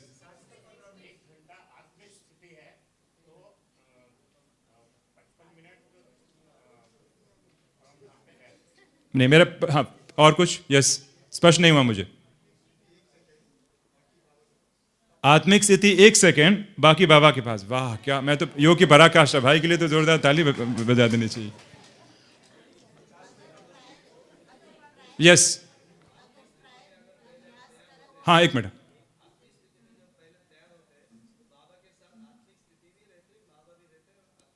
हाँ, अभी बाबा तो पिक्चर में बाद में आएगा। ऐसा है कि तुरंत तैयार होते ही बाबा आ जाएगा? पहले तो मैं आत्मिक अवस्था बनाऊंगा। मेरा प्रश्न ये है कि अगर, बहुत सिंपल क्वेश्चन है लेकिन देखिए इतने सारे कन्फ्यूजन हैं। मेरा प्रश्न है कि अगर मैं 1 घंटा बाबा को याद करता हूँ, कितने मिनट आइडियली, जैसे आज की वर्तमान सिचुएशन है उसको देखते हुए, कितने मिनट मुझे सोल कॉन्शियस रहना है, कितने मिनट मुझे आत्मा समझ के बाबा को भी याद करना, मैं मानता हूँ, बट कितने मिनट? हाँ, 50 मिनट क्या रहेगा? वेरी गुड, वेरी गुड, जो मैं आंसर एक्सपेक्ट कर रहा हूँ। आज भी इतने वर्षों के बाद मैं अपने अनुभव शेयर कर रहा हूँ। अगर मुझे 1 घंटा योग में बिठाया जाएगा, depending on situation of course, but I will devote at least 75% of the time, 45 minutes के आसपास तक का समय मैं केवल आत्मिक अवस्था बनाने में लगाता हूँ। और मुझे बहुत अच्छी अच्छी अनुभूतियाँ भी होती हैं। मैं बड़ी बड़ी बातें आपसे नहीं करने वाला हूँ कि मनसा सेवा किया, 50 लोग सेंटर पे आने लगे, कुछ नहीं। प्रैक्टिकल जो मैं बता रहा हूँ वही मैं बात बता रहा हूँ आपसे। I devote majority of my time, I will say 70 to 80% of my time, 80% of my time for becoming soul conscious. और इसके बाद जो 10 मिनट का योग लगता है ना, वो बहुत पावरफुल होता है। कई लोगों को सब्र नहीं होता, तुरंत बाबा परम धाम तुरंत पहुंच गए। अरे मन तो यहाँ पे थॉट्स की स्पीड स्लो हुई नहीं, आप लंबे टाइम तक टिकने वाले ही नहीं है। डैम श्योर, शर्त लगा सकते हैं आपसे, होगा ही नहीं, इम्पॉसिबल। इसलिए कह रहे हैं आत्मिक। इसलिए क्या होता है, कई वर्षों पे ज्ञान चलने, मैं आपको प्रैक्टिकली मैं आपको बात बता रहा हूँ, दिल की बात मैं आपसे शेयर कर रहा हूँ। कई वर्ष हम ज्ञान पे चलते हैं, और हमारे कई ऐसे भाई बहन हैं जो ज्ञान में चलते हैं, लेकिन ज्ञान में चलने के बावजूद भी राजयोग नहीं कर रहे हैं, भक्ति योग कर रहे हैं। भगवान से बहुत भावना है, भावना के आंसू भी आ रहे हैं, उससे आपकी भगवान के प्रति भावना बढ़ेगी, लेकिन वासनाएं, नेगेटिव वृत्तियां वैसी की वैसी अंदर पड़ी हैं। और जैसे ही कर्म का हिसाब किताब बाहर आया, सारी की सारी वृत्ति ऊपर आएगी। आपको आश्चर्य है कि मेरे साथ क्या हो रहा है, मैं तो 20 साल से ज्ञान में चल रही हूँ, मैं 40 साल से ज्ञान में चल रहा हूँ, फिर भी मुझे स्वप्न आ रहे हैं, ऐसे चीज़ें आ रही हैं। होगा क्यों? क्योंकि वासनाएं अभी भी वैसे की वैसे ही हैं, केवल हमने भावनात्मक तरीके से कॉन्शियस माइंड को ऊपर ऊपर से क्लीन किया, अंदर की सफाई अब तक हुई। क्योंकि हमारा बाबा का जो सबसे पहला पार्ट, जो बाबा बार बार मुरली में रिपीट करते हैं, आत्मा समझो आत्मा समझो, हमने इसको पक्का किया ही नहीं। हमने इतना पेशेंस नहीं दिखाया, तुरंत बेसब्र हो गया। 10 मिनट आत्मिक अवस्था बहुत हो गया, चलो बाबा को याद करते हैं। अच्छे अच्छे सॉन्ग्स लगाओ। जो सॉन्ग्स के थ्रू योग लगाते हैं, मैं पर्सनली बता रहा हूँ, वो उस गहरी अवस्था का अनुभव नहीं कर सकते। सॉन्ग्स आवश्यक है स्टार्टिंग में अवस्था बिल्डअप करने के लिए, लेकिन कईयों का नियम होता है, जब तक रेड लाइट नहीं होगा, जब तक बाबा के, कई योग नहीं करते। मैं प्रैक्टिकली मैं बता रहा हूँ, काउंसलिंग के थ्रू सिर्फ बाबा के गीत का आनंद लेते हैं, समझते हैं हाँ बाबा को तो मैं 24 घंटे याद करता हूँ, 24/7। कितना बड़ा भ्रम, कितना बड़ा भ्रम। और ऐसी आत्माएं 15 साल, 20 साल, 30 साल तक ज्ञान में चलती हैं और सोचते हैं मेरा संस्कार क्यों नहीं चेंज हो रहा है। और फिर डाउट आने लगता है, खुद पे डाउट आने लगता है कि लगता है राजयोग की विधि में कुछ गड़बड़ है। डाउट, संस्कार चेंज नहीं हो रहे हैं। बाहर से लोगों को बता रहे हैं ब्रह्मा कुमारीज में बहुत मेरा संस्कार चेंज हो गया, गुस्सा शांत हो गया, गुस्सा शांत हो गया। अगर एक दिन खाना नहीं मिला, वो नहीं बताएंगे कि मैंने क्या किया था, फिर वो कोई नहीं बताएंगे। पर बाबा की इज्जत का सवाल है ना, तो भाई मैंने ऑफिस में शर्त रखी है, जिस ऑफिस में मैं काम करता हूँ, कि जिस दिन आप मुझे गुस्सा दिला देंगे उस दिन मैं आप लोग को इनाम दूंगा। और 3 साल हो गए, अब तक कोई कामयाब नहीं हुआ है। हाँ, पर मुझे मालूम है कि मेरा मजबूरी का फ़ायदा उठाएंगे, तो मैं एक मुखौटा पहनता हूँ, एक ड्रामा प्ले करता हूँ, स्किट। कई लोगों को मालूम है कि स्किट प्ले कर रहा है, बाहर से दिखा रहा है, मालूम पड़ जाता है, चेहरे से दिख जाता है। तो ये बहुत ही आवश्यक बात है जो मैं आपसे शेयर कर रहा था। खैर आगे बढ़ते हैं क्योंकि बहुत सारी एक्टिविटीज़ हैं, I will come to that. Yes, तो विकर्म विनाश के 2 मुख्य निशानियाँ होंगी। एक, पहला तो हल्कापन महसूस होगा। हमें भारीपन क्यों महसूस हो रहा है? क्योंकि हम वासनाओं का बोझ लेकर, 5 विकारों का 63 जन्मों की बहुत बड़ी बोझ लेकर हम जी रहे हैं। जैसे ही विकर्म विनाश होने चालू होते हैं, हमें हल्कापन महसूस होना चालू होता है, लाइटनेस। ठीक वैसे ही लाइटनेस जिस दिन हम उपवास करते हैं कैसे फील होता है? सात्विकता फील होती है ना, लाइटनेस फील होगा। और दूसरा, सच में आदतों में परिवर्तन नजर आएगा। परिवर्तन मतलब क्या हुआ? पहले गुस्सा मुझे 80% आता था, अब 75% आता है, अब 70 आता है। पहले मैं हाथ उठा देता था, अब केवल मैं प्रेशर कुकर की तरह उबल के रह जाता हूँ। हाँ, ऐसी अवस्था आएंगी, मैं बता रहा हूँ। अच्छा, अब क्या हो गया? अब मैं और योगी होते गया, अब प्रेशर कुकर की जो उबलन है ना, अब थोड़ी कम हो गई है। ऐसी अवस्था आएगी, मैं बता रहा हूँ, ये अवस्थाएं होती हैं, सच में ऐसा होता है, मैंने अनुभव किया हुआ है। अब उबलन जो है कम होती है। अच्छा, अब क्या हुआ, अब किसी ने मेरे साथ बिहेव किया, अब मुझे गुस्सा नहीं आया, उबलन भी नहीं हुई, लेकिन इरिटेशन हो रहा है, बार बार संकल्प चल रहा है कि मुझे जवाब दे देना चाहिए था। क्या होता है, हम जब बदला नहीं ले पाते ना, तो संकल्प में कल्पनाएं कर करके बदला लेते हैं, खूब जवाब सवाल करते हैं। तो अगर फिर भी मैं संकल्प, अब मुझे उबलन नहीं हो रही है, लेकिन क्या हो रहा है, संकल्पों में थॉट चल रहे हैं। जैसे मान लीजिए आप भरी सभा में मैं आपका इंसल्ट कर दूं, आप जाएंगे, आप शायद बाबा की श्रीमत है तो क्या करेंगे, थोड़ा बहुत संकल्प चलाएंगे, भाई को थोड़ा तो समझ होना चाहिए, थोड़ा तो समझ होना, थॉट चलेंगे, थॉट चल रहे हैं ना, ये भी इरिटेशन हो रहा है, थॉट चल रहे हैं, ये भी गुस्से का सूक्ष्म रूप है। और मैंने आपका भरी सभा में इंसल्ट किया, तो आपको मेरे पे दया आ रही है कि भाई कोई बात नहीं, भाई को इतनी समझ नहीं है, भगवान उसको रहम करे, पहले से गुस्से का शिकार है, अब मुझे रहम आ रहा है। ये हुआ क्रोध के संस्कार का पूर्ण परिवर्तन। तब मैं मानूंगा कि योग से मेरा संस्कार परिवर्तन हुआ कि नहीं। और अगर ऐसा नहीं हो रहा है, मतलब हमारी विधि में कहीं ना कहीं कुछ गड़बड़ अवश्य है, 101%। अगर मैं 20 साल से चल रहा हूँ, अभी मुझे पहले जैसा ही गुस्सा आता था, पहले जैसा ही अटैचमेंट आ रहा है, इसका मतलब अभी भी मैंने राजयोग का विधिवत अभ्यास नहीं किया है। मेरा आत्मा समझने वाले पाठ में कहीं ना कहीं गड़बड़ श्योर है, 101%। और फिर लोग निराश हो जाते हैं, और फिर कई बार लोग ज्ञान छोड़ देते हैं, बहुत सारी बातें होती हैं। अच्छा, एक चीज़ मैं आपको बता रहा हूँ, बहुत वंडरफुल चीज़, होप आप बुरा नहीं मानेंगे, और किसी से शेयर नहीं करना है, ठीक है, किसी से शेयर नहीं करना है। इतने वर्षों में ज्ञान में चलने के बावजूद भी हमारी बहुत सारी आदतें हैं जो अब तक चेंज नहीं हुई हैं, करेक्ट है? अगर चेंज हो गई होती है तो हम संपूर्ण हो गए होते हैं अब तक। मैं चाहूँगा डायरी में, नोटबुक में किसी को शेयर नहीं करना, क्योंकि कोई नहीं चाहता कि मेरी कमी किसी को मालूम पड़े। डायरी में केवल आप उस कमी को लिखेंगे, जो मेन, एक या दो, ज़्यादा नहीं, पूरी लिस्ट नहीं चाहिए हमें, जो लगता है अब तक मेरे में चेंज नहीं हुई है। किसी को शेयर नहीं करना है, और ना मैं पूछने वाला हूँ, आप एम्बेरेस नहीं होंगे, ना मैं आपसे पूछने वाला हूँ। नोट करेंगे, करें एक छोटी सी एक्टिविटी। हाँ, या आप नॉन बीकेस को भी करा सकते हैं, छोटी सी एक्टिविटी है।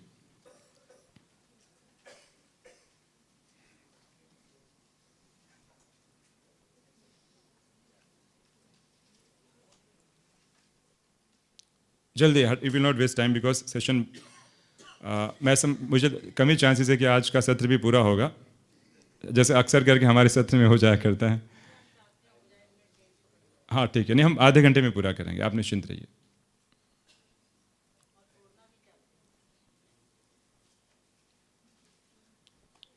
नोट किया जल्दी से, ठीक है, नोट कर लिया। अच्छा, एक बहुत महत्वपूर्ण अभी मैं प्रश्न करूंगा, मैं आपसे पूछूंगा नहीं आपने क्या नोट किया, कोई प्रॉब्लम नहीं, जिनके पास नहीं है तो भी कोई बात नहीं, नोट कर लिया। अच्छा, अब मेरा एक प्रश्न है, डेली जो भी कमी आपने नोट की, उसको चेंज करने के लिए डेली अपने शेड्यूल में आप कितना %, कितना टाइम डिवोट करते हैं, वो मुझे लिखिए। सपोज मुझे गुस्सा आता है, ठीक है, तो गुस्सा मुझे आता है तो उसके लिए मैंने डेली कितना घंटा टाइम निकालता हूँ। जो भी आपने कमी कमजोरी लिखी, नहीं मैं जानबूझ के लिख रहा हूँ, मैं इसके पीछे मैं आपको एक चीज़ वंडरफुल बताने वाला हूँ। आपने लिख लिया कमी कमजोरी, अब बड़ी ईमानदारी से दिल पे हाथ रखिए, लिखिए कि उसके लिए मैं डेली कितना टाइम निकालती हूँ। 2-5 मिनट। आपको लगता है 2-5 मिनट में हमारे संस्कार चेंज होंगे? मेरा प्रश्न समझा आपने? तो सोचिए, हमें हमारी कमजोरियों का ज्ञान भी है, ज्ञान होने के बावजूद भी हम क्या कर रहे हैं, उसके लिए हमारे पास टाइम, बाकी सब चीज़ के लिए मेरे पास टाइम है। ठीक दुनिया वालों का हाल जैसे हम देख रहे हैं ना, उनके पास टेक्निकल नॉलेज, बच्चे 12-12 घंटे इंजीनियरिंग कॉलेजेस में पढ़ाई करते हैं, लेकिन मन की बीमारी को साफ करने के लिए हमारे पास टाइम। जब मैं कोर्स करवाता हूँ, जब मैं लिखवाता हूँ ना, how much time you devote for changing your habit, प्रश्न चिन्ह। पर इसके बावजूद मालूम है, कैंसर पेशेंट होता है, कैंसर पेशेंट कैंसर के साथ रहता है और फिर भी कैंसर का इलाज नहीं कर रहा। मान लीजिए मुझे कैंसर है और मैं कैंसर का इलाज नहीं कर रहा हूँ, मैं क्या कर रहा हूँ, टाल रहा हूँ। मालूम मैं कब तक टाल रहा हूँ, मैं इंतज़ार कर रहा हूँ तब तक, जब तक कि एक्सट्रीम लेवल ना पहुँच जाए, जब तक कि मैं हॉस्पिटलाइज ना हो जाऊँ। तो मैंने पहले ही बताया, विकारों का एक बहुत बड़ा नियम है, लॉ ऑफ मल्टीप्लिसिटी। अगर मैंने कैंसर पाला है तो कैंसर वहीं तक नहीं सीमित रहेगा, पूरे शरीर में फैलेगा। तो अगर जो मैंने कमी कमज़ोरी रखी है उसको जल्दी जल्द अगर चेंज नहीं किया गया, ऐसे ही हम डिले करते रहें, वो एक्सप्रेस होने वाली ही है। और आश्चर्य की सबसे बड़ा अजूबा, एक्सप्रेस होने वाली, इसके बावजूद हम जान भी रहे हैं, लेकिन फिर भी हम चेंज करने के लिए हमारे पास टाइम नहीं। और सब चीज़ों के लिए बहुत टाइम मिल जाता है, फुल फ्लैश टाइम। ये वास्तविकता है। ये भी विकारों का बुद्धि के ऊपर कहीं ना कहीं क्या है, प्रभाव है। ये भी प्रभाव है। I will come to that. अच्छा, चलिए एक सॉल्यूशन की बात करें, क्योंकि कमियों की बात चल रही थी। तो कितना घंटा योग करना चाहिए आमतौर पे? आत्मिक अवस्था की मैं बात करूं, आमतौर पे वर्तमान सिचुएशन को देखते हुए हमें कितना टाइम योग करना चाहिए? बुरी से बुरी, मैं मिनिमम पूछ रहा हूं, 8 घंटा पॉसिबल है? कोई कोई हाथ उठाया जो डेली 8 घंटा योग करता हो? अगर उठा रहे हैं तो हमारा सबसे बड़ा भ्रम है। हमने ट्राई किया था एक बार बहुत पहले, देखिए देखते हैं 8 घंटा योग करते हैं। बाबा कहते हैं ना, एक बार बाबा के चैलेंज को हम स्वीकार करते हैं। 1 दिन, 2 दिन, 3 दिन देख रहा हूं, 12 बजने के पहले मैंने शेड्यूल सेट किया था, 12 बजे के पहले मुझे 8 घंटे का चार्ट कंप्लीट करना है। अब देख रहा हूं कि जैसे 2 दिन बीता, पूरे दिन टाइम पास हो रहा है, लास्ट के जब देखता है कि टाइम बहुत कम रह गया है, जैसे बच्चे करते हैं ना, एग्जाम के टाइम पे सब प्रिपरेशन होती है। अब देख रहा हूं ये भी संस्कार हैं, तो फिर मैं प्रयास कर रहा हूं, 1 दिन, 2 दिन, जैसे पहुंच रहा हूं, अब योग लगना ही बंद। इतना गुस्सा आ रहा है कि मन हो रहा है कि सिर को पटक दूं दीवार में। अब जबरदस्ती हट करके बैठ रहा हूं। क्यों हो रहा है बाबा? इसलिए बाबा बार बार मुरलियों में कहते हैं, ये सारे हमारे जो विकर्म है ना, हमें क्या करेंगे, खींचेंगे। बाबा को लिमिट मालूम है कि 8 घंटा कहूंगा तो कहीं तो पहुंचेंगे। पहले से जो बच्चा 35% लाने का सोचेगा, पासिंग मार्क लाएगा तो कहाँ पहुंचेगा? तो बाबा सोचते हैं चलो कम से कम 8 घंटा दूं तो कहीं तो पहुंचे। आज की सिचुएशंस को देखते हुए मेरा पर्सनल एक्सपीरियंस, मैं अपना एक्सपीरियंस शेयर करना चाहूँगा। Minimum, at least minimum 4 hours. और ये मैं नहीं कह रहा हूँ, आपको शायद याद होगा 2000 के आसपास बाबा ने एक मुरली चलाई थी, तब हर सेंटर पे 4 घंटा योग कंपलसरी किया गया था, याद है? और बाबा ने एक स्टेटमेंट दिए थे। बाबा के स्टेटमेंट क्या थे? पास विथ ऑनर तो दूर की बात है, केवल पास होना है, उसके लिए भी क्या चाहिए? 4 घंटे का योग। अच्छा, अब काउंट, कई लोगों को काउंट करना भी नहीं आता, कैसे काउंट करूं? चलिए अगर मान लीजिए मैं 1 घंटे बैठ गया, ठीक है, मैं आपसे शेयर करना चाहूँगा। अब मैं थोड़ा सा टॉपिक से डेविएट हो रहा हूँ, टॉपिक पूरा भी और भी है, समय को देखते हुए मेरा प्रश्न यह है कि अगर मैं 1 घंटा योग में बैठा, ठीक है, मैं कैसे काउंट करूं कि मेरा योग कितना लगा, कितना नहीं लगा?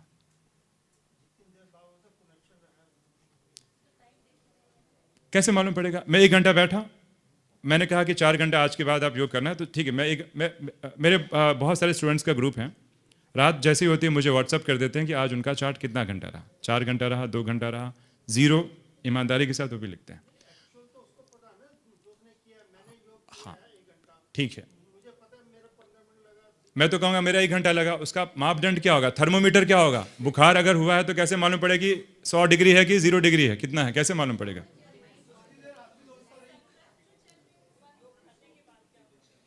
Very good, very good, yes.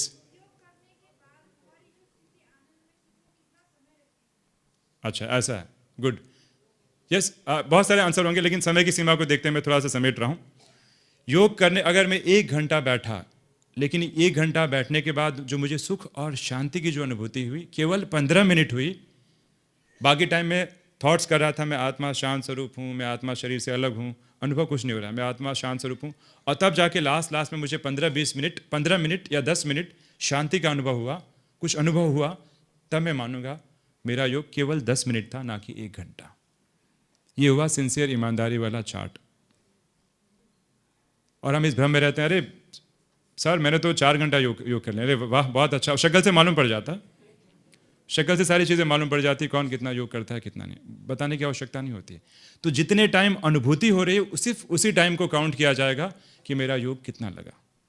बाकी मैं संघर्ष कर रहा था, मैं आत्मा परम धाम में जा रही हूँ, घर की बातें याद आ रही है, फिर परम धाम में जा रही हूँ, घर की बातें याद आ रही है, 1 घंटा बीत गया, नहीं, never. I will come to that. चलिए मैं कुछ एक्सरसाइज कराने वाला था, फटाफट मैं कुछ एक्सरसाइज कराता हूँ, ठीक है।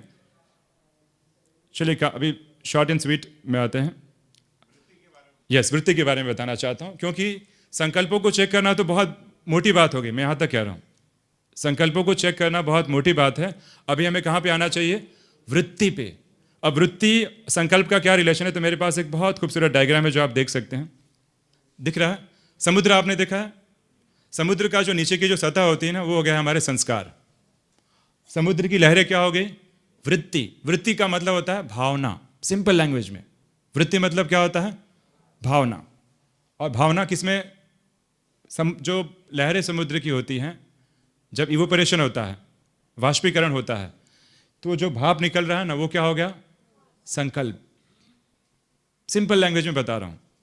नीचे संस्कार मतलब क्या हुआ? समुद्र का तल, समुद्र की लहरें क्या हो गई?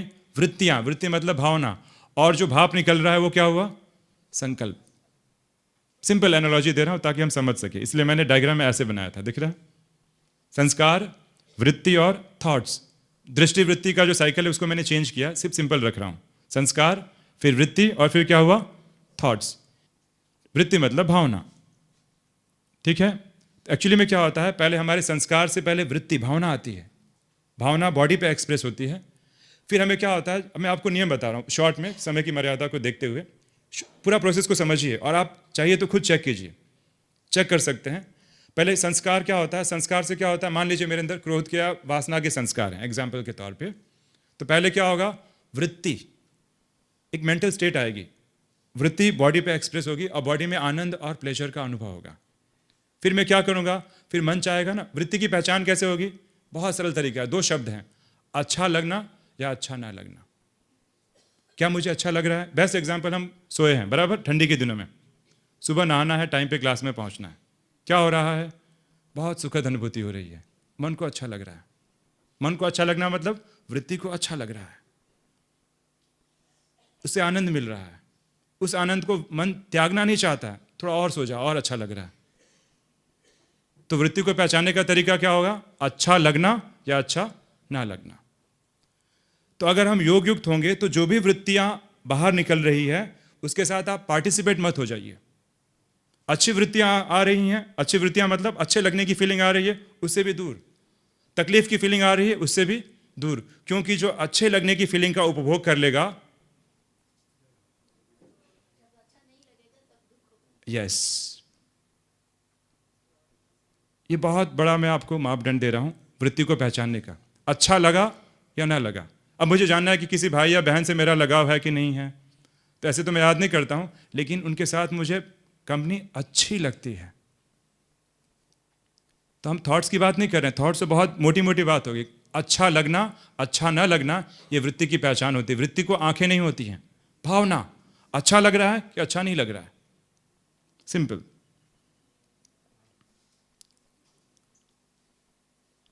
मैं आपको और भी वृत्तियों के नियम, देखिए थोड़ा सा समराइज कर रहा हूं। वृत्तियों के बहुत सारे नियम बनाए गए हैं। क्या क्या वृत्तियों के नियम होते हैं? कल मुझे स्वप्न कैसे आएंगे वो भी चाहे तो जाना जा सकता है, अगर आप वर्तमान वृत्तियों को अच्छे से एनालिसिस करें तो वो भी जाना जा सकता है। इसके कुछ कुछ बहुत सूक्ष्म नियम हैं, बहुत सूक्ष्म नियम हैं जो यहाँ पे दर्शाए गए हैं, जो बहुत अच्छे से समझे जा सकते हैं। कोई मुझे बताएगा कि वृत्तियाँ क्यों बाहर आती है, कब वृत्तियाँ बाहर आती है? मान लीजिए क्रोध की, काम की वृत्तियाँ क्यों बाहर आती है, रीज़न बताएंगे? संस्कार। मैं आपको कुछ कॉमन रीज़न बता रहा हूँ वृत्तियाँ क्यों बाहर आती है। लंबे टाइम तक हमारा योग पे ध्यान नहीं है, शिवरात्रि की सेवा आ रही है, सेवा बहुत कर रहे हैं, सेवा सेवा सेवा, लेकिन योग पे ध्यान नहीं है, तो क्या होगा? As per law of multiplicity, विकार मल्टीप्लाई होगा, वृत्तियाँ बाहर आएंगी। फिर चिड़चिड़ापन, इरिटेशन, गुस्सा, सारी चीज़ें बाहर आएंगी, ईर्ष्या, सब बाहर आएगा। लंबे टाइम तक सिर्फ सेवा कर रहा हूँ, सेवा बहुत अच्छी चीज़ है ना, पर कईयों का क्या होता है, उनको तकलीफ होती है योग में बैठने में, इसलिए क्या करते हैं? बहाना, चलो मैं तो सेवा कर रहा था, अरे पर बहाने, शेर आया तो आप कबूतर ने आंख बंद कर लिया, शेर चला नहीं गया, शेर अभी भी वहीं पे है, शेर अभी भी वहीं पे है। तो ये सब सारी चीज़ें होती हैं। मतलब योग नहीं लग रहा है तो सोचते हैं चलो क्या करें, हम सेवा में मन को डाइवर्ट करें। ठीक है, डाइवर्ट कर लिया, बहुत अच्छी बात। इसके बाद क्या? वो वृत्ति अभी भी वैसे की वैसे ही है। कई लोग क्या करते हैं, बहुत सारे तरीके होते हैं। मान लीजिए मैं देखा कि मैं लंबे टाइम तक योग नहीं करता हूँ, मैं अध्ययन करता हूँ, खूब किताबें पढ़ता हूँ, क्या होगा? देह भान में किया ना मैंने एक्टिविटी, देह भान में किया, वृत्तियाँ बाहर आएंगी नेगेटिव। टू मच एक्सट्रीम सेवा, सेवा बहुत अच्छा विषय है, लोग बच रहे हैं, बस योग नहीं करना है, चलो अभी अच्छा नहीं लग रहा, चलो इससे अच्छा तो मैं सेवा कर लूँ, इससे अच्छा तो मैं सेवा कर लूँ, लेकिन गंदगी अभी भी वैसे की वैसे ही है, आज नहीं तो कल बाहर निकलने वाली ही है। These are some of the reason why वृत्ति इमर्ज क्यों होती है। अब मेरा प्रश्न पूछ रहा हूँ, कई लोग दार्शनिक इसका चिंतन करते हैं, एक ही प्रश्न पूछ रहा हूँ कि अगर कामनाएं या वृत्तियां बाहर आती हैं तो उसे सप्रेस करना चाहिए कि सप्रेस नहीं करना चाहिए? Got my question? अब मान लीजिए, चलिए मैं अब बहुत फ्रैंक होकर थोड़ा आपसे पूछ रहा हूं, मान लीजिए मेरे अंदर वासना की वृत्ति जागी, तो शैल आई सप्रेस और शैल आई नॉट सप्रेस?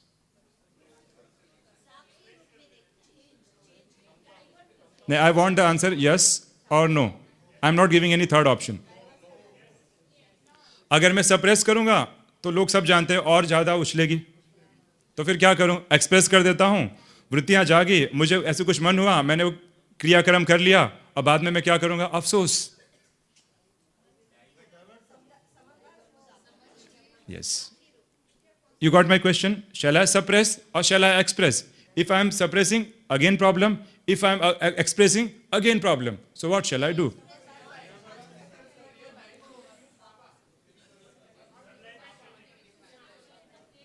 क्या कहेंगे? Fine. Suppression is different from counselling. Diversion, divert करें, डाइवर्ट. बट याद रखिए, डाइवर्ट करने से सॉल्यूशन नहीं हुआ, अभी भी वृत्तियां वैसे की वैसे ही हैं. आपने थोड़ी देर उसका प्रभाव कम करने के लिए उसको डाइवर्ट किया. और साक्षी होकर वृत्तियों को देखें. सबसे पहला हमें अभ्यास ये करना चाहिए, जब भी कोई क्रोध या कुछ आता है, बेस्ट अभ्यास होता है साक्षियों को देखो कि सच में मेरे हाथ कांप रहे हैं, क्या मेरी सांसों की स्पीड बढ़ रही है. इसके लिए बार बार मेडिटेशन में एक प्रैक्टिस बार बार की जाए.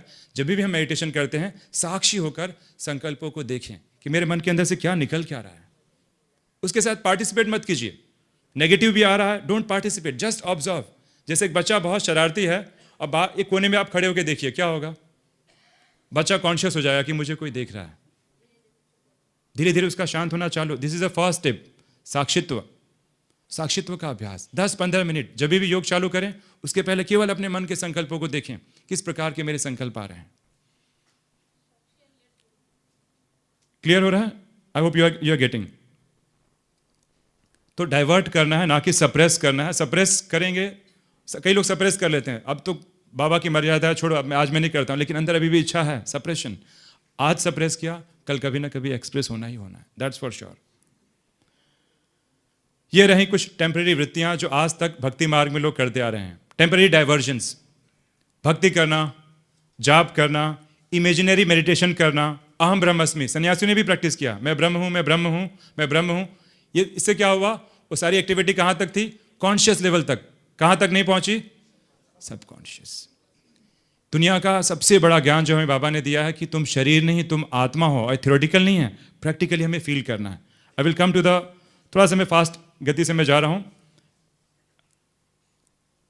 अब मेरा सबसे पहला क्वेश्चन ये है 7 क्वालिटीज के बारे में. पहला क्वेश्चन ये है, हम जानते हैं कि आत्मा के 7 गुण कौन से हैं, मुझे बताने की जरूरत नहीं है, ठीक है. अब मैं एक प्रश्न पूछता हूं. प्रश्न ये है कि मैं नास्तिक हूं, मैं ईश्वर भगवान में विश्वास नहीं करता हूं, क्या मैं शांति की अनुभूति कर सकता हूं? अच्छा, जो यस कहते हैं they will raise their hands. 50. जो नो कहते हैं दे विल रेज, जो नो कह रहे हैं वो हाथ ऊपर करेंगे. देखिए कुछ लोग न्यूट्रल हैं, लगता है साक्षित्व का अभ्यास उन्होंने ज्यादा कर लिया. कोई नास्तिक आदमी भी शांति का अनुभव कर सकता है, प्रोवाइडेड वो आत्मिक अवस्था में टिक जाए. हाँ, मैं I will come to that. अगर आत्मा के गुण, अच्छा मेरा दूसरा प्रश्न है, अगर आत्मा का गुण जो हम कोर्स में बताते हैं प्रेम, आनंद, शांति है, तो मुझे निरंतर प्रेम, शांति, आनंद का अनुभव क्यों नहीं हो रहा है? What is the reason? कोई बताएगा मुझे? मेरा प्रश्न है कि हम बताते हैं 7 दिन के कोर्स में कि आत्मा के अंदर 7 क्वालिटी है, शांति, पवित्रता, सब आत्मा के अंदर है. कोई मुझे बताएगा कि अगर शांति मेरा गुण है, तुम एक्सप्रेस क्यों नहीं हो रहा है?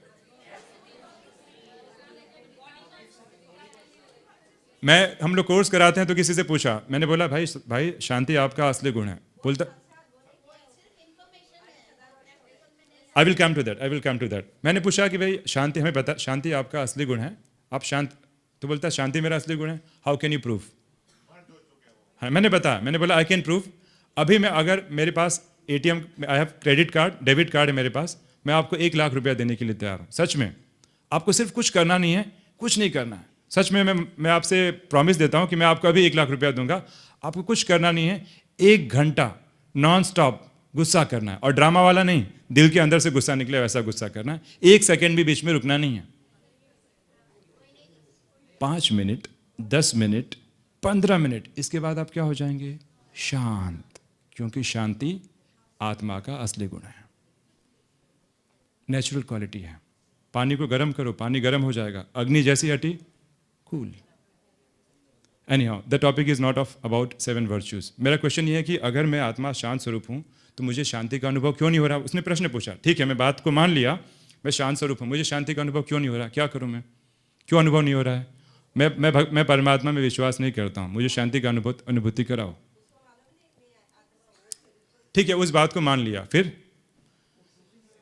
सिंपल नियम है, अगर कोई भी आदमी, अगर वो नास्तिक भी हो, अगर वो बॉडी से डिटैच होता है, जैसे ही वो बॉडी से डिटैच होगा उसकी सारी 7 क्वालिटीज जो अंदर है वो बाहर आएगी। हमारे अंदर केवल वासनाएं नहीं भरी है, लेकिन सबसे जो कोर है, कोर इनर पार्ट है, उसमें क्या है? प्रेम, शांति, आनंद।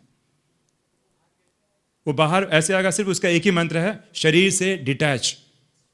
जो जितना ज़्यादा शरीर से डिटैच होगा, बिना कहीं जाए, उसे इतने आनंद और शांति की अनुभूति होगी कि उसको यहाँ से उठने का मन ही नहीं होगा। प्रैक्टिकली मैं बता रहा हूँ, प्रैक्टिकली। नास्तिक को रियलाइज किया जा सकता है, केवल नास्तिक को इतना विश्वास किया जाए कि भले भगवान नहीं है, केवल तू ये समझ कि तू आत्मा है, तू एनर्जी है। अगर इस बात को अगर यकीन कर लेता है कि मैं आत्मा हूँ, प्रोवाइडेड, अगर वो नहीं समझेगा तो भगवान बचाए, है ना, अगर वो समझ लेता है, और अगर उसको आप किसी विधि से भी शरीर से डिटैचमेंट का फीलिंग करा देते हैं, तो उसको भी शांति, सुख और आनंद की अनुभूति बिना बाबा से योग लगाए भी मिल सकता है, क्योंकि आत्मा के निजी गुण हैं, उसके विकर्ण विनाश नहीं होंगे। Yes, I will come to that. वो मेरा नेक्स्ट पार्ट था, वही मेरा नेक्स्ट पार्ट था। यस, वही नेक्स्ट पार्ट था। अब मेरा प्रश्न ये है कि मुझे कैसे मालूम पड़े कि मेरा देहभान मिटा है कि नहीं? अशरीरी, बराबर ना, हम बहुत सारे प्रोजेक्ट की बातें करते हैं। मुझे कैसे मालूम पड़ेगा कि सच में मैं अशरीरी हुआ हूं कि नहीं हुआ हूं?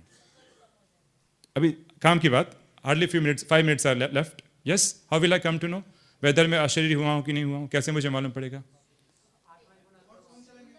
शांत नहीं, आत्मा के गुण अनुभव, चलो ठीक है, आत्मा के गुण अनुभव करें होंगे, और कुछ नहीं, मैं अशरीरी की बात कर रहा हूँ, फैक्ट बात है। और कुछ? थॉट्स कम हो जाएंगे, और कुछ? वो तो साइड उसके बाय प्रोडक्ट्स हैं, एकाग्रता, शांति की। कैसे मालूम पड़ेगा? ठीक, वंस, या very good, but once again I am coming to that. मुझे जानना है कि अब मैं कैसे जानूं कि मैं इस समय 100% अशरीरी हूं? समझ मैं क्या कह रहा हूं? कई बार हमारा मन शांत होता है फिर भी कम थॉट्स आते हैं, कई बार मेरा मन शांत होता है फिर भी मुझे शांति की अनुभूति होती है, तो क्या मतलब मैं अशरीरी हूं? How will I come to know? Okay, fine. I am sharing my experience. खुशी तो ऐसे भी रहती है जब लॉटरी लग जाए, तो इसका मतलब मैं अशरीरी हो गया? Yeah, but what are the symptoms? At least we should be aware of that. I will give you a nice example. Because seeing the limitation of time, I will give you a nice example. कई बार हम लंबे time योग करने के लिए बैठते हैं, हमारा पैर जाम हो जाता है, मालूम है, ब्लड सर्कुलेशन बंद हो जाता है। उसको आप टच करते हैं तो फील होता है कि मेरा पैर है, फील होता है कि मेरे पैर, उस पर कितना भी हाथ लगाइए फील होता है। अच्छा, कई बार ये होता है या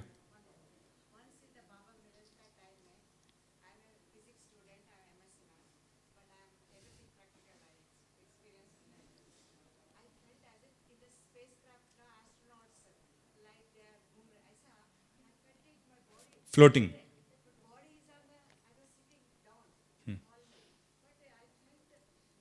that's fine, that's a wonderful experience, but क्या ये डेली होता है अनुभव? डेली ऐसा होता है? वंडरफुल एक्सपीरियंस है बहन जी का। यस, दैट्स मैं बता रहा हूँ, अगर मैं अशरीरी होऊंगा, मैं बता रहा हूँ मुझे कैसा फील होगा। And I think this could be the definition, it's not this could be, this should be.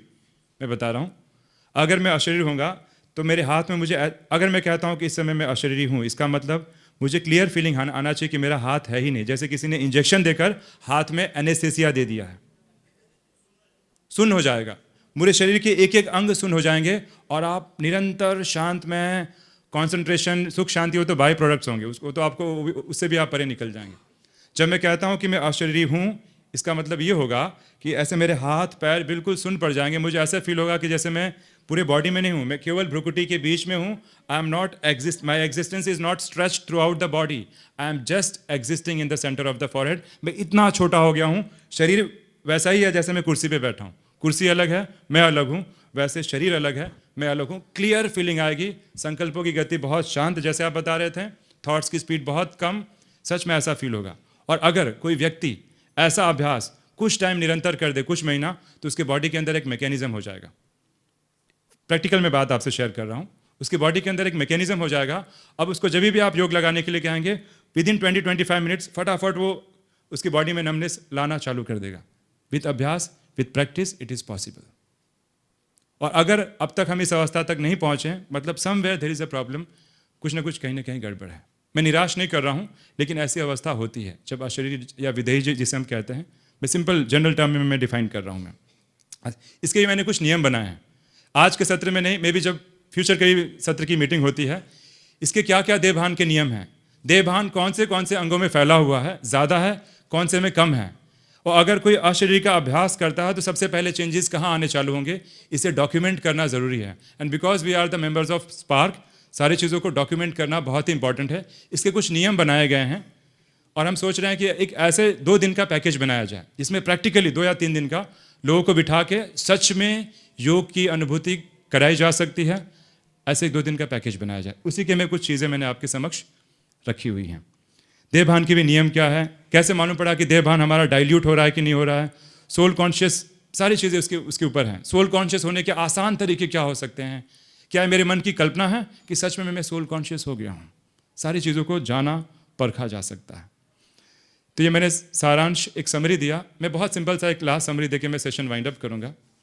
अच्छा बताइए कि बहुत कुछ घटना घटती है तो बहनों को बहुत जल्दी रोना आता है ना? अच्छा, रोना आ जाता है। तो ये रोने की क्लासेस या ट्यूशन्स आपने कहाँ से सीखी थी? अच्छा, रोना कैसे आता, कोई बताएगा कैसे रोना आता है? ऑटोमेटिक मतलब क्या, कैसे रोना आता है? अब काम की बात बता रहा हूँ, जो आप इसका अभ्यास करेंगे कैसे आता है। चलो, I will share my experience. उत्तर भारत में शायद जानते होंगे लोग, पहले एक परंपरा थी कि जब हमारी जो माता जी जब जाती थी नानी के यहाँ पे, तो लोग कहते थे भेंट करना, रोना शुरू करते थे। पुराने कुछ लोग जानते होंगे, ऐसे परंपरा थी। जानते हैं कौन कौन है, जानते हैं? देखिए पीछे कितने सारी संख्याएं। तो मुझे सरप्राइज हो रहा था कि हमारी माता जी, बहुत पहले की बात है, अभी मेरे से हंस के बात कर रही थी और नानी और मामी उनसे मिलने आए तो उनका रोना चालू हो गया। तो आई वॉज सरप्राइज। तो मैंने मम्मी से पूछा कि मम्मी, अभी तो मेरे से आप हंस के बात कर रहे थे, आपको इतना जल्दी रोना कैसे आ गया, मतलब क्या ट्रिक क्या है इसका? तो उन्होंने मुझे क्या बताया कि क्या होता है कि जब हम मिलते हैं ना, तो मैं कोई एक दुख का थॉट्स करती हूँ और थोड़ा हम आवाज़ करते हैं तो बाकी तो सामने वाले भी कंट्रीब्यूट कर देता है।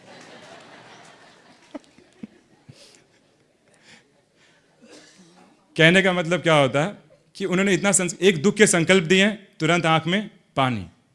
ठीक वैसे ही अगर मैं आज शांति का अनुभव कर रहा हूँ 10 मिनट आत्मिक अवस्था में, कल 15 मिनट, फिर 20 मिनट, फिर 25 मिनट, कुछ टाइम के बाद क्या हो जाएगा? अब एक छोटा सा मैं एक प्रैक्टिकल एक्सपेरिमेंट करने जा रहा हूँ, आपको ऐसे घर में करना नहीं है। शांति की अनुभूति कैसे की जाए देखना है अभी राइट नाउ। चलिए, एक एक्सपेरिमेंट ये करना है, आप ये हाथ लेंगे बराबर, और मैं बता रहा हूँ सिर्फ अभी नहीं, जब मैं स्टार्ट करूँ तब, ठीक है? और मुझे क्या करना है, मैं इसको उंगली को दोनों क्या करता हूँ, कान प्रॉपरली बंद कर देता हूँ कि ज़रा भी आवाज़ ना आए, ठीक है? जब मैं इशारा करूँगा तब आप हाथ को वहाँ से हटा देंगे and you will just try to feel that क्या हो रहा है, ठीक है? शांति का अनुभव करना है ना, छोटा सा, ये कोई हमें घर में ऐसे करना नहीं है ना, हमारे कोई राज्यों की विधि है, सिर्फ छोटा एक डेमो दिखा रहे हैं। स्टार्ट करें। हाँ, क्या करना है, उंगलियों को कान में ऐसे लेके पूरा बंद कर देना कि ज़रा भी कहीं आवाज़ सुनाई ना दे, और उसको फील करना है कि वो क्या, कौन सी प्रकार की अनुभूति है जो आपको हो रही है, केवल उसको महसूस करना है। जब मैं स्टॉप करूं तो फिर आप नॉर्मल आ जाएंगे। क्लियर है? रेडी? 1 2 एंड 3।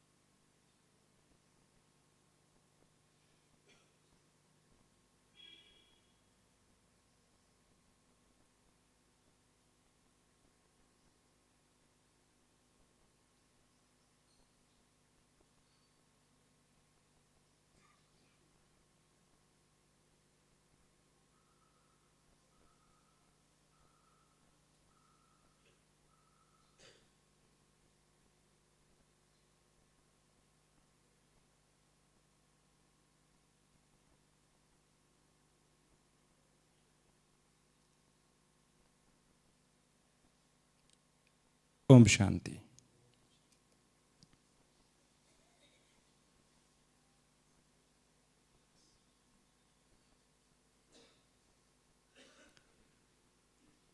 कैसा फील हुआ? तो जो आपने शांति की फीलिंग को अभी रिकलेक्ट किया तो आपको शांति लगी, ये एक प्रकार की फीलिंग है। ऐसे ही जब आप अशरीरी होंगे तो ऐसी स्मृतियों को मैंने 5 मिनट फील किया, फिर 10 मिनट फील किया, 15 मिनट फील किया, तो आफ्टर सम टाइम कुछ अभ्यास के बाद ये क्या हो जाएगा, आपका संस्कार। और ठीक वैसे संस्कार हो जाएगा जब रोने की बात आती है तो एक दुख का संकल्प या स्विच ऑन किया, आंखों में आंसू आ गया। वैसे ही अगर आपने 7 गुणों में से एक गुण शांति को अगर आपने रिपीट करके संस्कार बना दिया तो आज मेरा मन अशांत है, और जैसे ही मैं शांति के संकल्प करूंगा पूरा मेरा मन क्या हो जाएगा, शांत। मतलब शांति जब चाहे तब मेरे कंट्रोल में है। मन जीते जगत जीत। यस।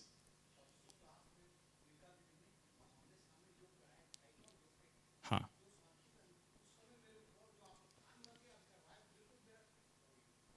सॉरी।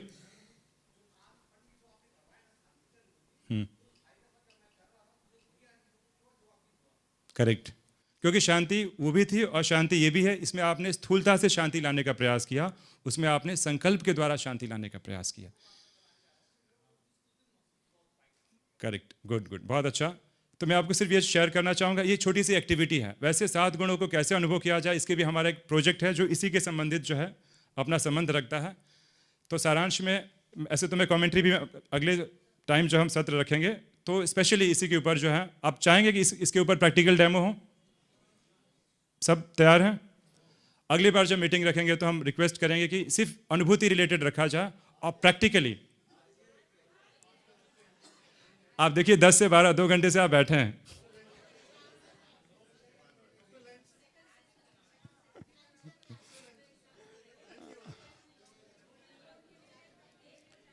अच्छा, ये बताइए आज का सेशन कैसा लगा?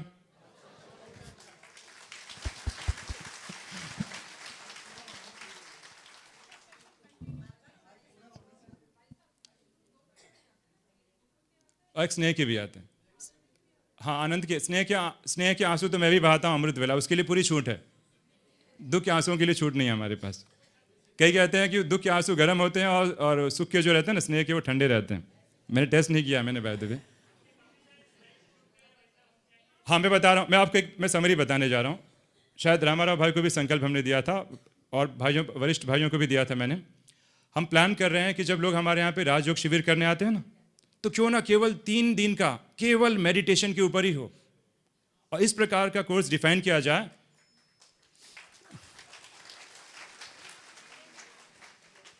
मैं सोच रहा हूँ, मुझे सिर्फ एक दिन संकल्प चला कि जो नॉन बीकेस दुनिया के लोग कुछ चीज़ों को ऑर्गेनाइज कर देते हैं, फिर भी लोगों को कुछ अनुभूति हो जाती है।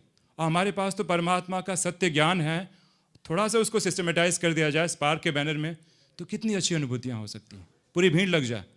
और आज सबसे बड़ी आवश्यकता हमारी यही है। तो मेरे मन में ये संकल्प था कि ये 3 दिन का या 4 दिन का ऐसे कुछ पैकेज बनाया जाए जिसमें आते ही मोबाइल स्विच ऑफ, 3 दिन कंप्लीट मौन, डाइट पे भी कंट्रोल, और इस विधियों के द्वारा पहले से मेंटली प्रिपेयर किया जाए, और 3 दिन केवल योग, मतलब योग का ही अभ्यास कराया जाए। और राजीव भाई, वो योग कराने वाले होंगे स्पार्कलर्स। आप तालियां बजाने वाली बात नहीं है, आप लोगों को रिस्पॉन्सिबिलिटी लेके ये सब अभ्यास करके अनुभवी मूर्त बन के यहाँ पे आना है दूसरों को कराने के लिए। और ये जो रहेगा उसमें यानी कि राजीव भाई कराएंगे। हम चाहते हैं कि आप खुद ट्रेनिंग लें और सेंटर्स पे हम उनको सर्टिफाई करें, भाई साहब से बात करके सर्टिफाई करें कि हाँ ये सर्टिफाइड हैं, तब वो जाके अपने सेवा केंद्रों पे भी या अपने जोन में भी ऐसे ट्रेनिंग कराए। क्या लग रहा है, ऐसा होना चाहिए? यस, हर सेंटर में हमारे स्पार्क मेंबर्स यहीं पे आ जाएं। सबसे अच्छी चीज़, इससे अच्छी चीज़ क्या हो सकती है? ट्रेनिंग सेशंस रखेंगे और उसमें आप लोगों को बुलाया जाएगा, ट्रेनिंग दिया जाएगा। और आपको बात बता दें, जो मैंने बहुत सारी स्लाइड स्किप की हैं, उसमें वृत्ति क्या होती है, वृत्ति के नियम क्या होते हैं, वृत्ति कैसे एक्सप्रेस होती है, कैसे उसकी चीज़ों को परखा जाए, सारी चीज़ें अनुभवों के ऊपर बेस्ड हैं, जिसके कंटेंट बना के अगर ये पैकेज बनता है श्योरली आपसे शेयर किया जाएगा, इसमें कोई डाउट नहीं है। हाँ,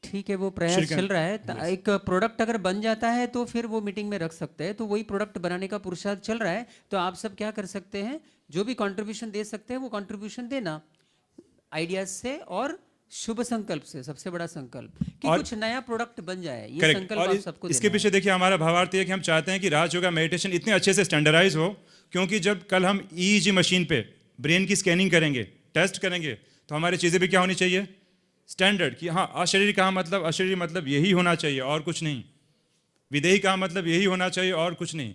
तो वो कौन होगा, स्पार्क के हम सब मेंबर्स अगर इस रिसर्च पे जुड़ें और उस पर प्रयास करना, ये बहुत बड़ी हमारे लिए उपलब्धि होगी।